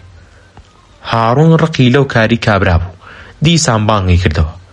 باڵوڵ پێیوت واز لەو ڕاوچێ بێنە. هاڕوون ڕازی نەبوو. دیسان بانگی کردەوە وتی چەندە چاوچنۆکی ئامادە نەبووی لەو هەموو پارەیە درهەمێک بکەوێتە دەست پاسەوانەکان. ڕاوچی دیسان دانەویەوە قاچی خەلیفەی ماچ کرد و وتی من چاوچڕۆک نیم، بەڵکو کاتێ پارەکەم لێکەوت بینیم ڕوویەکی پارەکە ئاەتی قورئانی پێوەیە و ڕوویەکی تری وێنەی خەلیفەی لەسەرە، ئەگەر لەسەر زەوی بمێنێتەوە ڕەنگە بکەوێتە ژێر پێ. ئەمەش دوورە لە ئەدەب. خەلیفە دیسان لە قسەکەی ڕاوچی خۆشی هات، فەرمانیدا 4,000 درهەمی تری بدەنێ و باڵوڵ وتی من لە تۆ شێتترم، چونکە تۆ وتت فریوی ئەم ژنە مەخۆ، من وازم نەهێنا و هەموویشی بووە زیان بۆم. پرسیاری هاڕون دەربارەی ئەمین و مەئمون. ئەگەرنەوە ڕۆژێ باڵوڵ چوو بۆ کۆشکی هاڕون، لە نێوێ ڕێدا هاڕوونی بینی. هاڕون لە باڵوڵی پرسی بۆ کوێ چی؟ باڵوڵ وتی هاتم بۆ لای تۆ. هاڕون وتی من ئەچم بۆ خوێندنگە، سەرێک لە کوڕەکانم بدەم، ئەمین و مەئمون، ئەگەر پێت خۆش بێ ئەتوانی لەگەڵم بیت. باڵوڵ ڕازی بوو، لەگەڵی ڕۆیشت بۆ خوێندنگە. بەڵام لەو کاتەدا کوڕەکانی هاڕون مۆڵەتیان لە مامۆستا وەرگرت بوو بۆ چەند خولەکێک چوو بوونە دەرەوە. هاڕون دەربارەی کوڕەکانی پرسیاری لە مامۆستاکە کرد. مامۆستا وتی ئەمین کە کوڕی زوبێدەیە عەرەبە، زۆر بێهۆش و تەمەڵە، بەڵام بە پێچەوانەوە مەئمون زۆر زیرەک و وشیارە.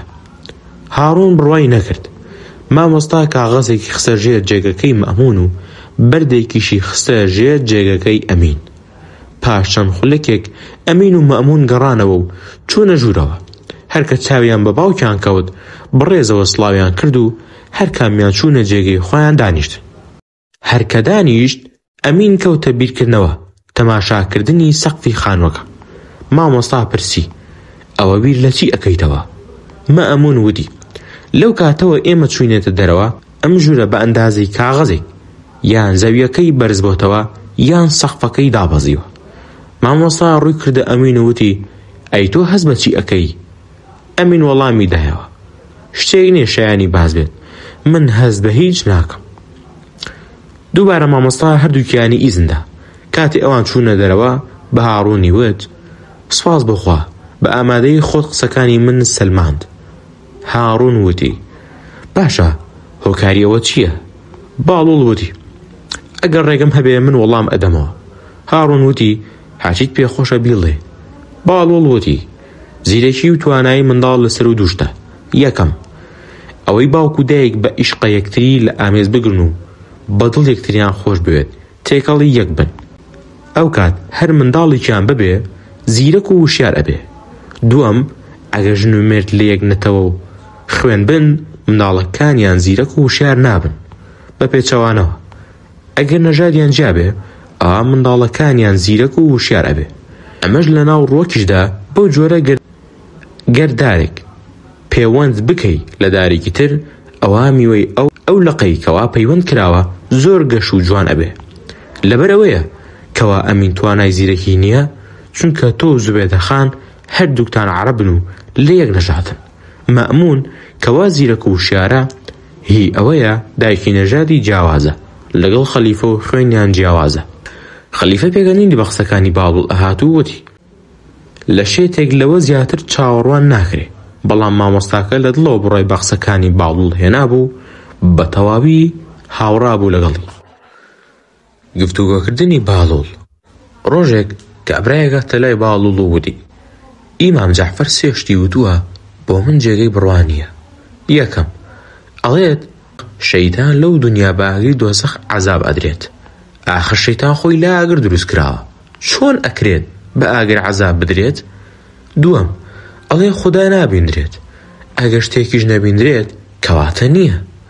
سێەم سەرچاوەی کارەکان خوددا خۆیەتی، کەواتە بەندە هیچ دەسەڵاتێکی نییە، هەر کارێک ئەیکات خوددا پێی ئەکات. ئیدی بۆچی عەزاب بدرێت کە تاوانبار نییە؟ هەرکە کابرا قسەکانی تەواو بوو، باڵوڵ گڵێکی هەڵگرت و بۆی هەڵدا. بەرناوچاوانی کابرا کەوت و ئازارێکی زۆری پێگەشت. باڵوڵ هەڵهات.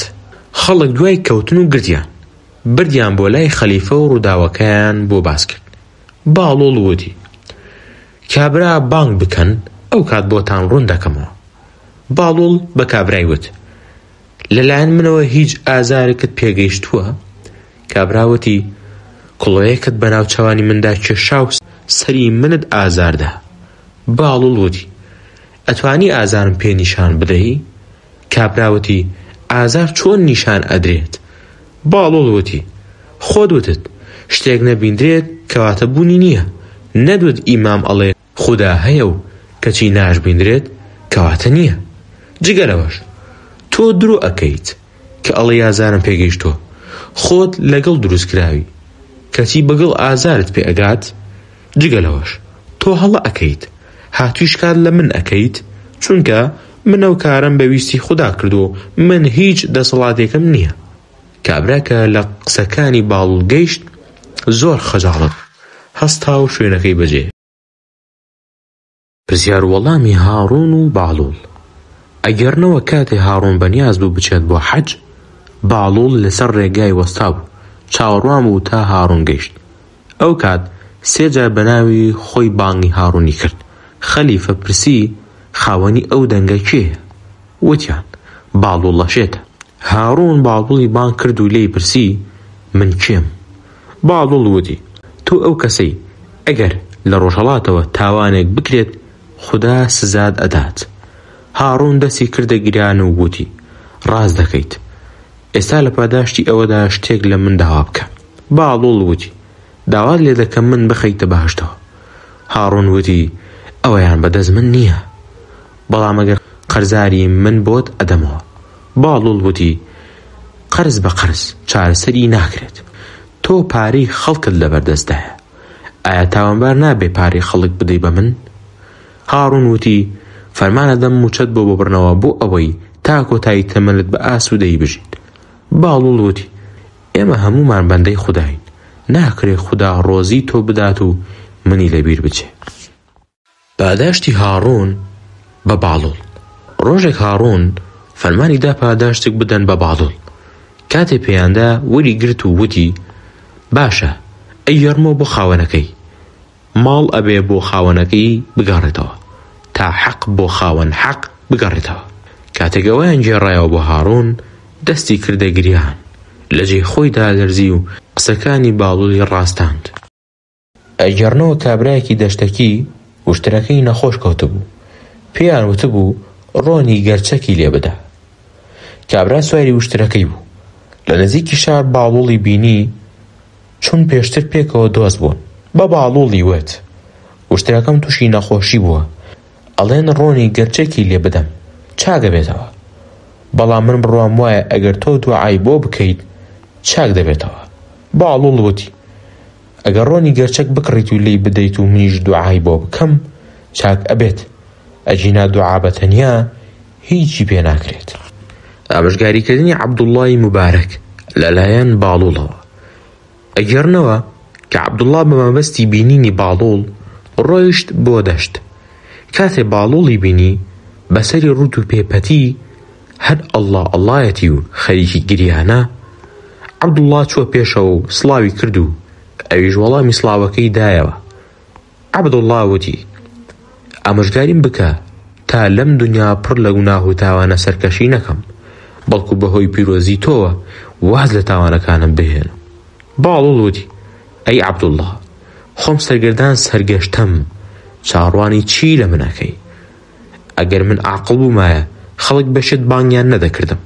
قسەی شێت چ کاریگەریەکی هەیە تا ئێوەی عاقڵ داوای لێ بکەن؟ عەبدوڵڵا وتی یا شێخ شێت ئاگای لە کاری خۆیەتی و قسەی ڕاست لە شێتەوەیە. باڵوڵ بێدەنگ بوو. عەبدوڵڵا دووبارە تکای لێ کردەوە کە تکا دەکەم نائومێدم مەکە، بە هیوای تۆوە هاتووم. ئەگەر کوێرێکت لەسەر چاڵێدی بێدەنگ دانیشی و نەهبار ئەبی، من لە ڕووی بڕوای تەواوە هاتووم تا ڕێگەم نیشان بدەی، تۆش بێدەنگ دانیشتووی. باڵوڵ وتی ئەی عەبدوڵڵا سەرەتا 4 بەڵێن بە من بدە کە لە قسەی ئەم شێتە دەرنەچی، ئەو کات من ئامۆژگاریت ئەکەم ببێتە هۆکاری ڕزگاربوونت. وتی ئەو 4 مەرجە چییە؟ بڵێ تا بەڵێن بدەم. باڵوڵ وتی مەرجی یەکەم ئەوەیە بەڵێن بدە ئەو ڕۆژەی کە تاوان ئەەکەیت ڕۆزی خوددا نەخۆیت. عەبدوڵڵا وتی ئەی ڕۆزی کێ بخۆم؟ باڵۆڵ وتی تۆ پیاوێکی ژیری، ڕۆزی خوداش ئەخۆیت و لە فەرمایشتی دەرەچی خۆت بڕیار بدە، ڕەوایە؟ عەبدوڵڵا وتی جوانت فەرموو، ڕازیم. باڵۆڵ وتی مەرجی دووەم ئەوەیە هەر کات ویستت لە خودای ئاخیبی لەسەر زەوی ئەو مەمێنە. عەبدوڵڵا وتی ئەمە هەر لە یەکەم قورسترە، هەموو جێگەیەک هی خودایە، ئەی بۆ کوێ بڕۆ؟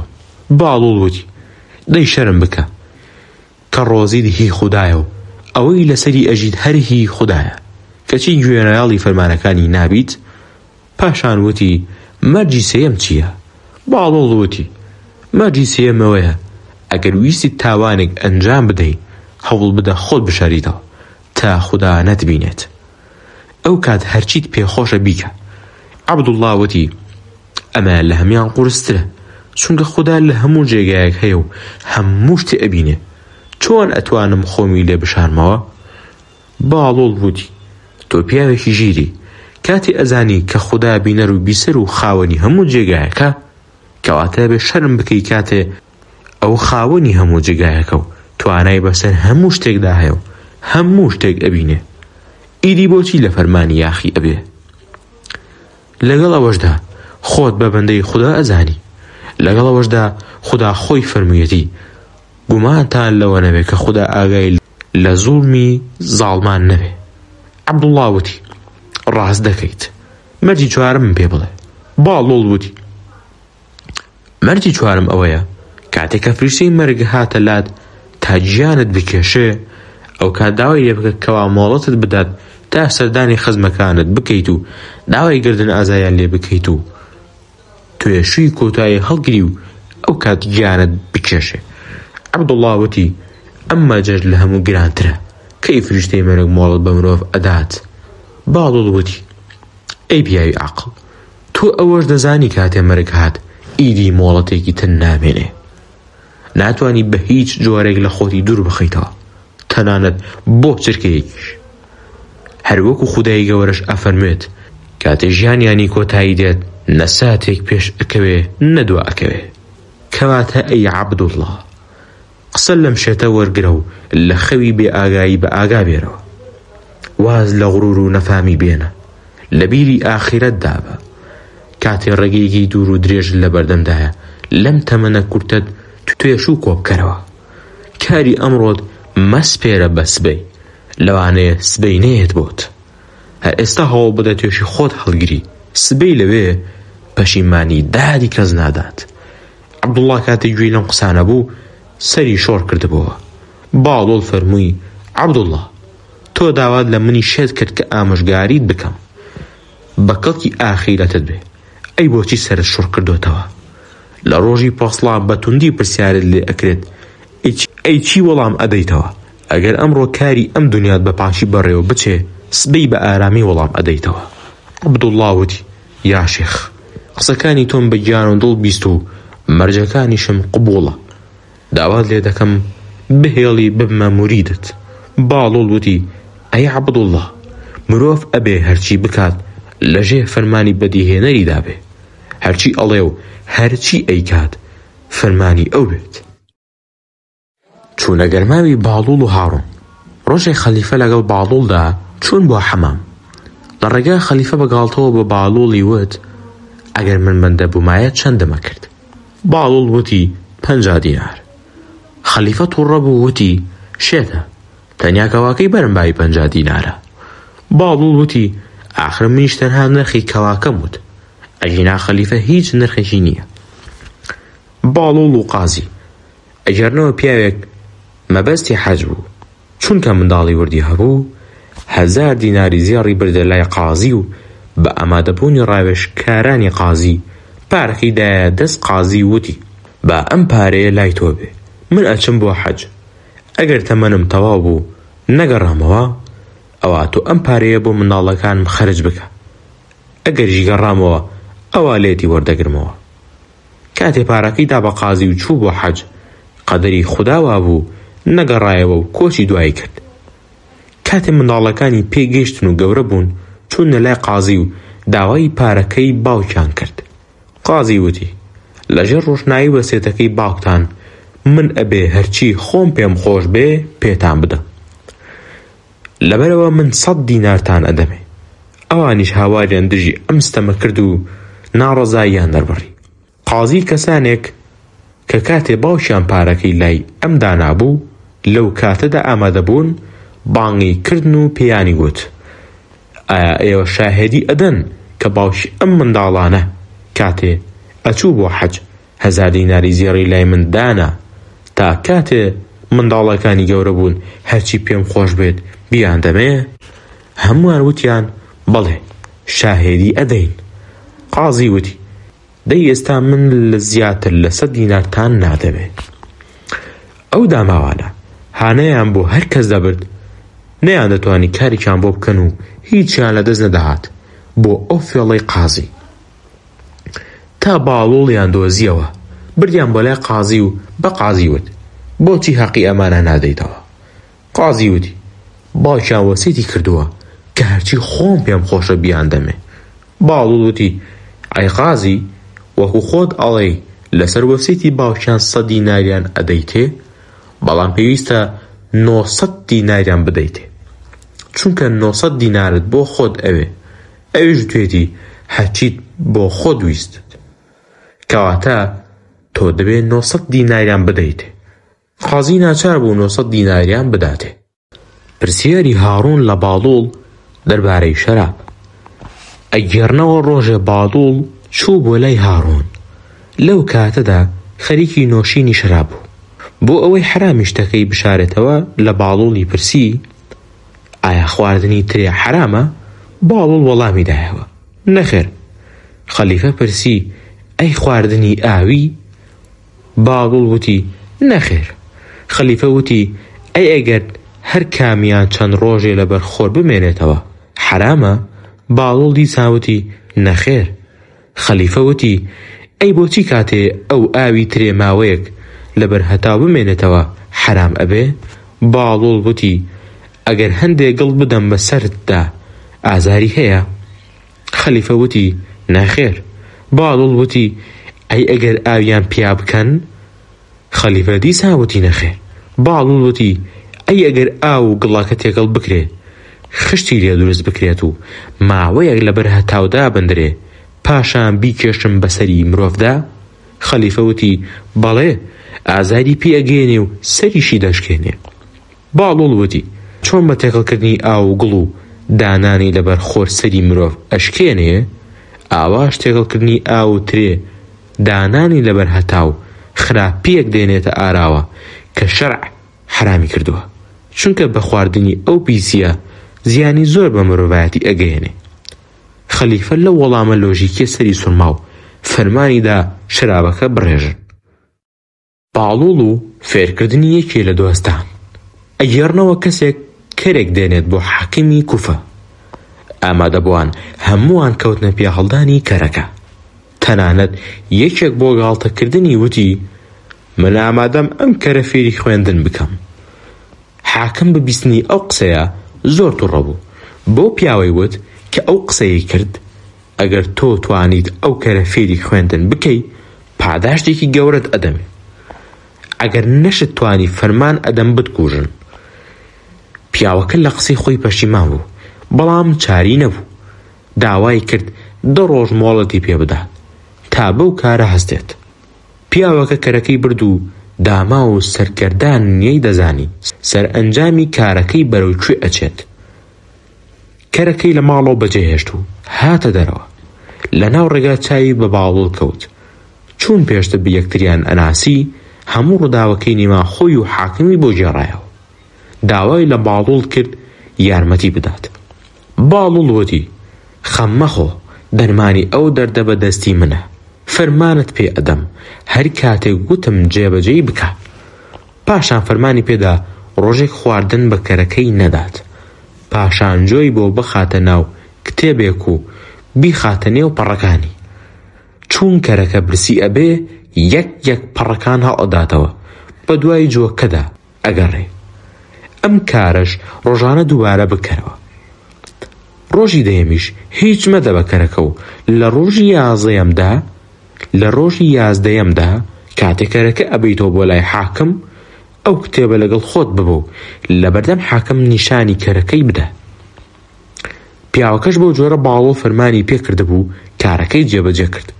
کاتێ ڕۆژی خۆی گەیشت کەرەکە و کتێبەکەی برد بۆ کۆشکی حاکم. کتێبەکەی نیشانی کەرەکەدا. چون کەرەکە برسی بوو ڕۆژانش فێر ببوو یەک پەڕەکانی هەڵەدایەوە. کاتێک گەیشتە پەڕی کۆتایی و بینی جۆیتیان نییە دەستی کردە زەڕەزەڕ. ئامادەبوان و حاکم لەو سەڕە تێنە دەگەیشتن. هەرگیز بڕوایە نەدەکرد کە کەرەکە بتوانێت بخوێنێتەوە. هەمووان لەو کارە سەریان سوڕما. ناچار حاکم وەفای بەڵێنەکەی خۆی کرد و پاداشتێکی باشی دایە. باڵوڵ و پیاوێکی گەڕۆک. ئەگەرنەوە کە باڵوڵ سکەیەکی ئاڵتۆنی بەدەستەوە بوو یاری پێکرد. پیاوێکی گەڕۆک کە بیستبووی باڵوڵ پیاوێکی شێتە هاتە پێشەوە وتی ئەگەر ئەو سکەیە بە من بدەی من دەستکە ئەدەمەوە بە تۆ. باڵوڵ کاتێ سکەکانی لەناو دەستی دابینی زانی گرانبەها نییە وتی ئەگەر تۆ 3 جار وەکو کەر بزەڕێی کابرا ڕازی بوو وەکو کەر زەڕاندی. باڵوڵ وتی زۆر باشە تۆ کە بەو کەرێتی خۆتەوە ئەزانی ئەو سکەی بەدەست منەوەی ئاڵتونە من نەزانم سکەکانی تۆ مسە. پیاوەکە کاتێک قسەکانی باڵوڵی بیست سەری شۆڕ کرد و ڕۆیشت. پرسیارکردن لە باڵوڵ دەربارەی حەزرەتی لوت. پرسیاریان لە باڵوڵ کرد کەوا لوت پێغەمبەری چ نەتەوەیەک بووە. باڵوڵ وتی بەناوەکەیدا دیارە پێغەمبەری ئەلوات بوو واتە نەتەوەی نێرباز. وتیان چۆن ئەوێری بەرامبەر بە پێغەمبەری خودا و واڵیت. باڵوڵ وتی پێغەمبەر خۆی ناڵێم بەنەتەوەکەی ئەڵێم و درۆشم نەکردووە. پرسیاری پیاوێک لە باڵوڵ دەربارەی شەیتان. ئەگەرنەوە پیاوێکی ناشین و بەدڕەوشت پرسیاری لە باڵوڵ کرد کە زۆرم پێخۆشە شەیتان ببینم چۆن ئەتوانم بیبینم. باڵوڵ وتی لە ماڵەوە ئاوێنەتان نییە تەماشای بکە شەیتان ئەبینی. چوونە ڕاوی هاڕون و باڵوڵ. ڕۆژێ خەلیفە هاڕون و کۆمەڵک لە دەرباریان چوون بۆ ڕاو. باڵوڵیان لەگەڵدا بوو. لە کاتی ڕاوکردن ئاسکێک دەرکەوت. خەلیفە تیرێکی تێگرت بەڵام نەیپێکە. باڵوڵ وتی دەستخۆش. خەلیفە تووڕە بوو وتی گاڵتەم پێەکەی. باڵوڵ وتی ئافرینی من بۆ ئاسکەکە بوو نەک بۆ تۆ. چوونە گەرماوی باڵوڵ. ڕۆژێ باڵوڵ چوو بۆ گەرماو بەڵام بە هیچ جۆیەک نەهاتن بە دەوریدا و خزمەتی باشیان پێشکەش نەکرد. کاتێ لە گەرماو هاتە دەر کیسەی پارەی دەرهێنا و 10 دیناریدا بە شاگرد و وەزداکە. ئەوانیش کاتی ئەمەیان بینی لە کردەوەی خۆیان زۆر پەشیمان بوون کە بۆچی بە جوانی خزمەتی ئەو پیاوە میهرەبانەیان نەکرد. باڵوڵ ڕۆژێکی دیگە دیسان چووەوە بۆ گەرماوەکە بەڵام ئەم جاریان هەموو شاگردەکان بە دەوریدا هەڵدەسوڕان و خزمەتیان دەکرد. هەمووان پێشبڕکێیان دەکرد بۆ باشتر خزمەتکردنی. کاتێ باڵوڵ هاتە دەر دەستی برد کیسەی دەرهێنا و تەنها 1 دیناری دا بە شاگرد و وەستا. ئەوانیش زۆر سەریان سوڕما و هۆکارەکەیان لە باڵوڵ پرسی. ئەویش لە وەڵامدا وتی ئەو ڕۆژە کە هاتم پارەی ئەمڕۆم پێدان و ئەمڕۆژ پارەی ئەو ڕۆژم پێدان تا فێری ئەدەب و ڕەوشتان بکەم و بزانن لەگەڵ خەڵک چۆن ڕەفتار دەکەن. باڵوڵ و خزمەتکار. ئەگەرنەوە کە یەکێک لە خزمەتکارەکانی هاڕۆن ماسی خواردبوو. ماستەکە بەدەمیەوە دیار بوو. باڵوڵ پرسیاری لێ کرد ئەوە چیت خواردووە؟ خزمەتکار بۆ گاڵتەکردن وتی کۆترم خواردووە. باڵوڵ وتی پێش ئەوەی قسە بکەی خۆم زانیم کەوا کۆترت خواردووە. کابراسەری سوورما وتی چۆن زانیت؟ باڵوڵ وتی ئاخر کەمێ ڕێک نەبەدەمتەوەیە. باڵوڵ و خاوەن حساب. ئەگەرنەوە کەوا باڵوڵی دانا ڕۆیشت بوو بۆ بەسڕە چونکە لەو شارەدا کەسی نەدەناسی ژوورێکی بەکرێگرت بەڵام ئەو ژوورە زۆر کۆن و داڕزاو بوو لە کون و کەلەبەرەکانیەوە با ئەهاتە ژوورەوە. دارەکانی ئاو و باران دای ڕزاندە بوو. بۆیە باڵوڵ چوو بۆ لای خاوەن ماڵ و وتی ئەو خانۆی تۆ داوتە بە من زۆر ترسناکە و لەبەر زۆری کون و کەلەبەری با لە هەموو لایەکەوە دەدەژوورەوە. خاوەن ماڵ کە کەسێکی گاڵتە باز بوو لە وەڵامی باڵوڵدا وتی عیبی نییە، هەڵبەتە ئەزانی تەواوی بوونەوەرەکان شوکرانە بژێری خودا دەکەن و ئەوە دەنگەدەنگی سوپاس و ستایشی خودایە. باڵوڵ وتی ڕاستە، بەڵام چونکە سوپاس و ستایشی بوونەوەرەکان بە سوژدە کۆتایی دێت، تەسی من لەوەدایە کەوا خانوەکەش بە سوژدە کۆتایی پێبێت. باڵوڵ و کتێبی فەلسەفە. ئەگەڕنەوە کەوا ڕۆژێک باڵوڵ ڕۆیش بۆ مزگەوت. چون ئەو ڕۆژە جەژن بوو، خەڵکێکی زۆر لە مزگەوت ئامادە بوون. باڵوڵ کاتێ ویسی بچێتە ژوورەوە پێڵاوێکی زۆری بینی و چونکە جاری پێشتر پێڵاوەکانی دزرا بوو، ترسا ئەم جارش بدزرێ یان بگۆڕدرێ. لەبەرەوە پێچای لە دەستە سڕێکەوە و لە ژێر باڵیدا شاردیەوە. هەرکە چوە ژوورەوە لە گۆشەیەکدا دانیشت. کابرایە کاتی بینی هاتە ژوورەوە دانیشت، شتەکەی بن باڵی بینی، چووە لایەوە پێیوت وا بزانم کتێبی گەورەت لە بن باڵدایە، ئەتوانی بڵێیت چ کتێبێکە؟ باڵوڵ وەڵامی دایەوە کتێبی فەلسەفەیە. کابراوتی لە کام کتێبخانە کڕیوتە؟ باڵوڵ وتی لە پێڵاوفرۆشێکم کڕیوە. باڵوڵ و دارۆغە. ئەگەڕنەوە کەوا دارۆغەی بەغداد لە ناو کۆمەڵێک کەسدا پروپاگەندەی ئەوەی ئەکرد کەوا تا ئێستا کەس نەیتوانێ فێڵی لێ بکات. باڵوڵ لە ناو خەڵکەکەدا بوو بە دارۆغەی وت فێڵکردن لە تۆ کارێکی ئاسانە، بەڵام ئەوە ناهێنێ پیاوکاری خۆی بۆ بوەستێنێ. دارۆغە وتی تۆ ئەوە نیت فێڵ لە من بکەی، بۆچی قسەی وا ئەکەی؟ باڵوڵ وتی بەداخەوە ئێستا کارێکی زۆرم هەیە، ئەگینا هەر ئێستا فێڵم لێ ئەکردی. دارۆغە وتی ئامادەی بڕۆی کارەکەت ئەنجام بدەیت و بگەڕیتەوە؟ باڵوڵ وتی بەڵێ، بەڵام بۆ مەجێ لێرەدا چاوەڕوان بیت تا ڕۆم و بەزووی ئەگەڕێمەوە. پاشان باڵوڵ ڕۆشت و نەگەڕایەوە. دارۆغە دوای 2 سەعات تێگەیشتن زۆر تووڕە بوو. قیڕاندی وتی ئەمە یەکەمین جارەکەوە ئەو شێتە فێڵم لێ بکات. ئەوە چەندین کاژمێرە منی لێرەدا چاوەڕوان کردووە و منی وەستاندووە. دادوەری باڵوڵ. ئەگەڕنەوە عەرەبێکی دەشتەکی فەقیر هاتە بەغداد و چون ڕێگەکەی بە بەردووکانێکی خۆراکی دابوو، حەزی لە بۆنی خۆراکەکە دەکرد. لەبەر ئەوە پارەی نەبوو، نانی وشک توێشە بەرەکەیدا هەبوو دەری ئەهێنا و ئەی خستە سەر هەڵمی مەنجەڵەکە و کە نەرم ئەبەوە ئەی خوارد. چێژنێنەر وەستا تا نانەکەی ئەو تەواو بوو. پاشان کاتێ ویستی بڕوات یەخەی کابرای گرت و داوای پارەی لێ کرده بوو. بوو بە شەڕیان. وا ڕێکەوت باڵوڵ بەوێدا تێپەڕی. کابرای عەرەب داوای لێ کرد دادوەریان بکات. باڵوڵ لە چێژلێنەرەکەی پرسی ئەم کابرایە چێشتەکەی تۆی خواردووە؟ کابراوتی نەخێر، بەڵام هەڵم و بۆنی سەر مەنجەڵەکەی خواردووە. باڵوڵ بە کابرای وت باش گوێ بگرە. پاشان کیسە پارەکەی ڕاوەشاند و پارەی دەهێنا و نیشانی کابرای دا و خستیە سەر زەوی و پاشان هەڵی گرتەوە و بە کابرای وت دەنگی پارەکە هەڵگرە. کابرا بەسە سوڕمانەوە وتی ئەمە چ جۆرە پارەدانێکە؟ باڵوڵ وتی زۆر دادپەروەرانەیە، کەسێک کە هەڵم و بۆنی چێشت بفرۆشێ ئەبێت لە بەرامبەردا دەنگی پارە وەربگرێت. باڵوڵ و گەشتیار.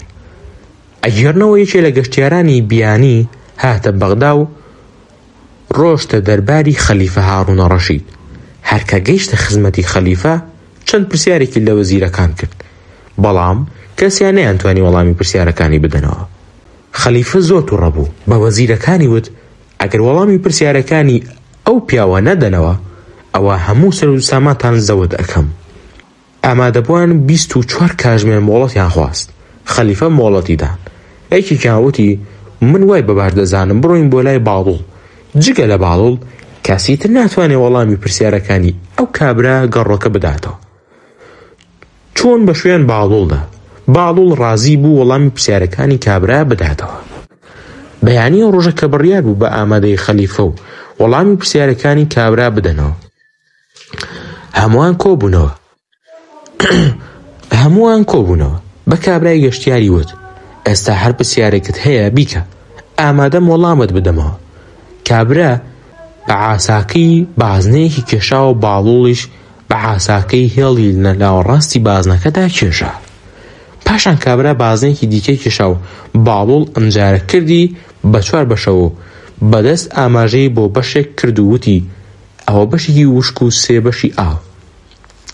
کابرا زانی باڵوڵ لە پرسیارەکە گەیشتووە، وەڵامەکەی زانیوە و پاشان بۆ ئەوەی لە بەردەم خەلیفە و زانەکاندا سوپاسی باڵوڵ بکات، پشتی دەستی خستە سەر زەوی و پەنجەکانی بەرەو ئاسمان بەرز کردەوە. باڵوڵ دژەکرداری نیشاندا، یعنی پەنجەکانی نایە زەوی و دەستی بەرەو ئاسمان کرد. کابرای گشتیار بێ ئەندازە ئەوی هەڵناو بە خەلیفەی وت بابوونی وەها زانایەک ئەبێ زۆر شانازی بکەیت. خەلیفە پرسی من لەم پرسیار و وەڵامە نەگەیشتم. کابرا وتی من سەرەتا بازنەیەکم کێشاو، مەبەستم نیشاندانی کووری زەوی بوو، ئەو تێگەیشت و کردی بە 2 بەشەوە. بەوەش منی تێگەیان کە بڕوای بە خڕی زەوی هەیە و بەو هێڵش نیشانەی هێڵی کەمەری بوو، واتە خەتی ئیستیوا. بەو جۆرەش زەوی کرد بە 2 بەشەوە، باکوور و باشوور. پاشان بازنەی دووەمم کێشا، ئەویش کردی بە 4 بەشەوە. بە منی وت کەوا زەوی بەشێکی وشکانیە و 3 بەشی ئاوە. سێمیش کە من بەری دەستم خستە سەر زەوی و پەنجەکانم بەرەو ئاسمان بەرز کردەوە، مەبەستی من بوونی هەموو بوونەوەر و دار و درەخت و سەوزی و شتەکانە. ئەویش کە دژەکرداری نیشاندا کەوا پەنجەکانی خستە سەر زەوی و دەستی بۆ ئاسمان بەرز کردەوە، ئەویش کە دژەکرداری نیشاندا کەوا پەنجەکانی خستە سەر زەوی و دەستی ڕۆ و ئاسمان بەمکاری بە منی وت کە بەهۆی خۆر و باران و مانگ لە ئاسمانەوە دادەبەزنە سەر زەوی ئەو بوونەوەرانەی تو ئاماژەت پێدا ئەتوانن بژین. کەواتە ئاوا زانایەک پێویستە پیادا هەڵبدرێت و سوپاسی بکرێت. ئەمە دەبوانیش لە حازر جوابی باڵوڵ سەریان سوڵمە و سوپاسی خودایان کرد لە ڕزگاربوونیان لە تووڕەیی خەلیفە، هەروەها سوپاسی باڵوڵیشیان کرد. باڵوڵ و دەمبەستنی هەمووان ئەگەڕنەوە بازرگانێک کە لە هیندستانەوە کاڵای ئەهێنا و لە بەغداد ئەیفرۆشت، لە کاتی گەشتەکەیدا لە ناو ڕێگا مایەوە، لێشێک لە کاروانسەراکان مایەوە و بۆ نانی ئێوارە خواردنێکی داوا کرد. خزمەتچی مریشکێکی کوڵاوی چەند هێلکەیەکی بۆ هێنا. بەیانی کاتێک کاروان ئەڕۆشت، خاوەنی کاروانسەرا بۆ کارێک چوو بۆ دەر و کابرای بازرگان نەیتوانی پارەی خواردنەکەی بدات. لەبەر ئەوەی کاروانەکە بەڕێ دەکەوت، ناچار بوو لەگەڵ کاروان بڕوات. پاش ساڵێک کە ڕێگەی کەوتەوە ئەو کاروانسەرایە، دیسان نانێکی ئێواری لە هەمان کەس داوا کردەوە. هەروەک ساڵی پێشوو مریشکێکی کوڵاو و چەند دانە هێلکەی بۆ هێنا. کاتێ ڕۆژ بووەوە ویستی بڕوات، بە کابرای وت من ژەمێکی تری وەکو ئەمەی ئەم شەوت قەرزارم، هی ساڵی پار حسابی هەردووکیان بکەم، با پارەکەت بدەن. کابرا پاشان خولەکێک هێنان و بردن و ژماردن، داوای لە بازرگان کرد 1000 دیناری بداتێ. پێشی وت بۆیە خێرا پێم نەوتی تا زوڵمت لێ نەکەم، زۆر بەویژدان بم. کابرای بازرگان بە 20,000 دینار بۆ 2 ژەم نان خواردن شێد بوو. بە کابرای وت وابزانم تۆ شێتی، بۆ 2 مریشک و چەند هێلکەیەک 1000 دینار داوا ئەکەی؟ کابرا وتی وەڵامی سەیرت دایەوە، دوای ئەو هەموو بەویژدانی من بە خەرجم دا و نەمویست بە هیچ جۆرێ زوڵمت لێ بکەم، کاتی تۆ بەشێتن ناو ئەبەیت؟ بازرگان وتی سوپاس دەکەم، بەڵام بۆ 1000 دینارت بدەمێ، لەباتی چی و چی قەرزارم. کابرا وتی کەمێک ورد بیر بکەرەوە و بزانە من بێویژدانیم نەکردووە. ئاخر تۆ ساڵی پای مریشکێک و 6 هێلکەت خواردووە، تا ئێستا ئەو مریشکە چەند هێلکەی ئەکرد؟ ئێستا ئەو هێلکانە ببوونە چەندین جوسک و جوسکەکانیش دیسان ببوونە مریشک و دیسان هێلکەی دیکەیان ئەکرد.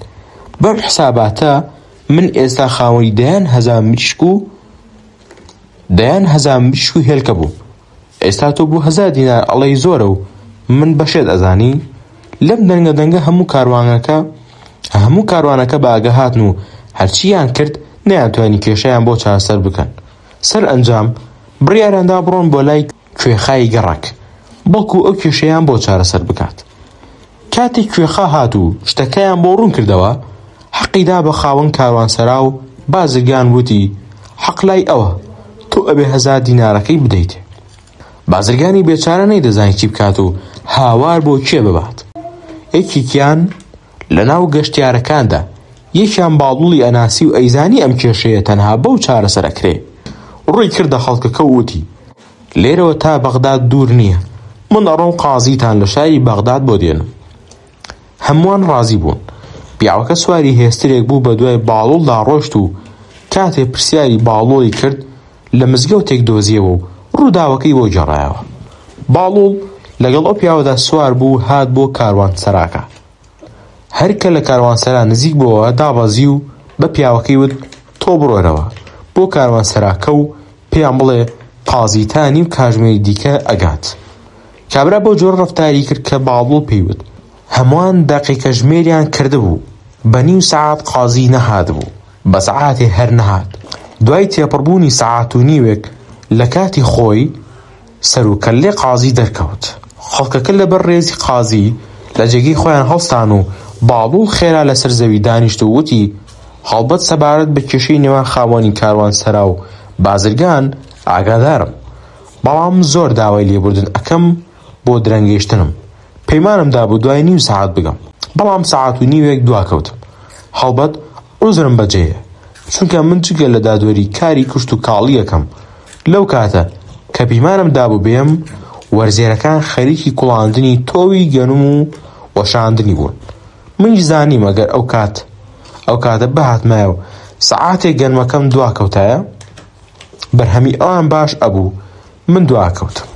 منیش تۆوەکەم کوڵاند و چاندم تا لەوان دوانەکەوم، بۆیە لای ئێوە ئەو سەعاتە دواکەوتم. کوێخا و ئامادەبوان وتیان بەخوا قازیەکی کەرە، ئاخر گەنمی کوڵاو چۆن ئەکرێ بە تۆ ئەچێندرێت. باڵوڵ وتی بەلاتانەوە سەیر نەبێت، ئاخر لە شارێک کە مریشکی کوڵاو هێلکە بکات ئەبێ گەرمی کوڵاویش بچێدرێت و سەوز ببێت. لەم وەڵامە دەمبەستی باڵوڵ هەموو ئامادەبان سەریان سوورما و کوێخا ڕووی کردە کابرای خاوەن کاروانسەرا وتی قازی دادپەروەریەکی باشی کرد، چونکە مریشکی کوڵاو هێلکە ناکات. سەر ئەنجام پارەی پێویستی هەردوو ژمژەمەکەیاندا بە کابرا و کێشەکە چارەسەر کرا و هەردوو لا دەستیان کردە ملیەک و چوون بەلای کاری خۆیانەوە. هاتنی باڵوڵ لە گۆڕستانەوە و پرسیارکردن لێی. ڕۆژێ باڵوڵ لە گۆڕستانێکەوە ئەهات. لێیان پرسی لەکوێوە دێیت؟ باڵوڵ وتی لە لای کاروانێکەوە هاتم کە لەسەر ئەم زەویە نین. پرسیان ئەی پرسیارت لێ نەکردن بۆ کوێ ئەچن؟ باڵوڵ وتی بەڵێ پرسیارم لێ کردن، ئەوانی ژووتیان نیازی سەفەریان هەیە، چاڕوانی ئێمەن، هەر کات ئێمە گەیشتینە لایەن ئەوانیش ڕێەکەون. گفتوگۆی هاڕون و باڵوڵ دەربارەی پاشەڕۆژ. هاڕون لە باڵوڵی پرسی پاشەڕۆژی ئێمە چۆن ئەبینیت؟ باڵوڵ وتی لە ئێستا واتوانی جێگای خۆت لە قیامەتدا ببینی، چاکەکاران لە باشت و خراپەکاران لە دۆزەخن. هاڕون وتی ئەی نزیکی من لە پێغەمبەرەوە درودی خوای لەبێت چۆن ئەبینیت؟ باڵوڵ وتی کاتێکە ئیسرافیل بە ئیزنی خودای گەورە فی بە نەفەخا ئەکات ئیدی هیچ نزیکیەک نامێنێ، کەواتە خزمەتی لەگەڵ پێغەمبەر درودی خودای لێبێت هیچ سوودێکت پێناگەێنێ. هاڕون پرسی ئەی شەفاعەتی پێغەمبەر درودی خودای لێبێت بۆ کوێ ئەچێت؟ باڵوڵ وتی کەسێک کە زوڵم لە نەوەکانی پێغەمبەر درودی خودای لێبێت بکات لە شەفاعەتی پێغەمبەر بێبەش ئەبێ. هاڕون وتی من چ زوڵمێکم لە نەوەکانی پێغەمبەر درودی خودای لێبێت کردووە؟ باڵوڵ وەڵامی دایەوە موسای کوڕی جەعفەر بەبێ هیچ تاوانێک بەندت کردووە. هاڕون سەری دانەواند و دەستی کردە گریان، ئەوەندە گریا تا بە تەواوی ڕیشی تەڕ بوو. پاشان وتی ئەگەر تۆ بە بکەم لێم خۆش ئەبێ؟ باڵوڵ وتی خۆشەویستی دنیا و پایە و کورسی ئەوەندە لەدڵ چەسپیوە ئەگەر پێغەمبەر درودی خودای لێبێ خۆیشی لات بێت و ئامۆژگاریت بکات هێشتا واز لە کرداری خراپی خۆت ناهێنی. بەبێ هۆکاتی منت گرتووە ئەمەی وت و لای هاڕون ڕۆیشت. گفتوگۆی هاڕون و باڵۆڵ. ئەگەرنەوە کەوا باڵۆڵ ماوەیەک بەغدادی بەجێهێشت و لە کوفە ئەژیا. پاش ساڵێک کاتێ هاتەوە بۆ بەغداد چوو بۆ سەردانی خەلیفە. کاتێ هاڕون باڵۆڵی بینی پێی وت بۆچی ماوەیەکە دیار نیت؟ نازانین چەندە تا مزروی بینینتم؟ باڵۆڵ وتی من هەرگیز ئارەزووی دیداری تۆم نەبووە. هاڕون وتی لەبەرەوەی ماوەیەکە تۆم نەدیوە و گوێبیستی ئامۆژگارێکانت نەبووم دێ ئامۆژگاریم بکە. باڵۆڵ وتی ئامۆژگاری چیت بکەم؟ لەوە باشتر بێ؟ بە 50 ئاماژەی بۆ کۆشک و تەلار و گۆڕستان کرد و وتی ئەو کۆشک و تەلارانەی تۆ ئەیبینی چەندان میر و وەزیر و شالایار و دەسەڵاتداری تێدا ژیاوە، فەرمان ڕەوایان تێدا کردووە. سەرنجامی یەک لە دوای یەک ڕۆشتن و بوونە میوانی خاک و لوتی بەرزیان پڕبوو لە خاک. ئەوەش بزانە کە تۆش ڕۆژێک ئەمریت و ئەم کۆشک و تەلارە بەجێ دێڵی. ئەگەیتە کاروانی ئەوان بترسە لەو ڕۆژەی لە بەردەم پەروەردگاردا ئەوەستی و چاڕوانی وەرگرتنی نامەی کردارەکانتی. بترسە لەو ڕۆژەی لێت دەپرسن چیت کرد. لەو ڕۆژەدا خودای گەورە لەگەڵ تۆ بەدادپەروەری ئەجوڵێتەوە. لەو کاتەدا تۆ ڕوت و برسی لە نێوان خەڵکانی مەحشەردا دەست بەتاڵی. لەو ڕۆژەدا تۆ بێچارە و قوڕبەسەری، خەڵکانی تریش پێت پێەکەنن، کەواتە تا مۆڵەت هەیە بیر لەو ڕۆژە بکەرەوە. هاڕونە ڕەشید ئەو قسانە زۆریان کار کردە سەری و فەرمێسک لە چاوەکانی هاتە خوارەوە. ئامۆژگاری باڵۆڵ. شێخی بەهایی خوددا لێ ڕازی بێت لە کەشکۆڵەکەی خۆیدا ئەگێڕێتەوە و دەڵێت ڕۆژێ باڵۆڵ لە گۆڕستانێ لەسەر قەبرێک دانیشتە بوو کە بەو جۆرە ئەیبینن پێی ئەڵێن تۆ کە هێشتا زیندووی بۆچی لەگەڵ مردووان دائەنیشی؟ باڵۆڵ وتی لەگەڵ کەسانێک دائەنیشم کە دوورم خەنەوە لە خۆشیەکانی دنیا بە ئاگام بێنەوە لە تاوانکاریەکانی دنیا. جیاوازی نێوان باڵۆڵ و هاڕون و حاڵی ئەوان. هاڕون جوانی و سامان و سەروەت و ماڵی دنیای ویست. باڵۆڵ جوانی ناخ و عیرفانی ویست. هاڕون دینی لەدەستدا و دنیای ویست. باڵۆڵ دنیای واز لێهێنا و دینی ویست. هاڕون سواری کورسی سەڵتەنەت و جوانی و خۆشی دنیایی بوو. باڵۆڵ سواری ئەسپی دارین و حەزی لە جوانی عیرفانیەکان بوو. باڵۆڵ لە کاتی سواربوونی ئەو دارەدا مناڵان دوایە کەوتن، بەردیان تێگرت ئەویش لە تاوە پەنای بۆ مزگەوت ئەبرد. هاڕون کاتی مردنی بە 1000 داخ و کەسەر و زەلیلی دەستی لە دنیا بەردە. باڵۆڵ کاتی مردنی بە ئارامی خۆشی لەزەتەوە دنیای بەجێهێشت. هاڕون دوای مردنی لعنەتیان لێ کرد و جنێویان پێ ئەدا. باڵۆڵ پاش مردنی زانایان و دانایان ڕەحمەتیان بۆ ئەنارد و داخیان بۆ ئەخوارد. هاڕون گەورەی دنیای ویست و وازی لە قیامەت هێنا. باڵۆڵ ئاخیرەتی ویست و دەستی لە دنیا بەردە.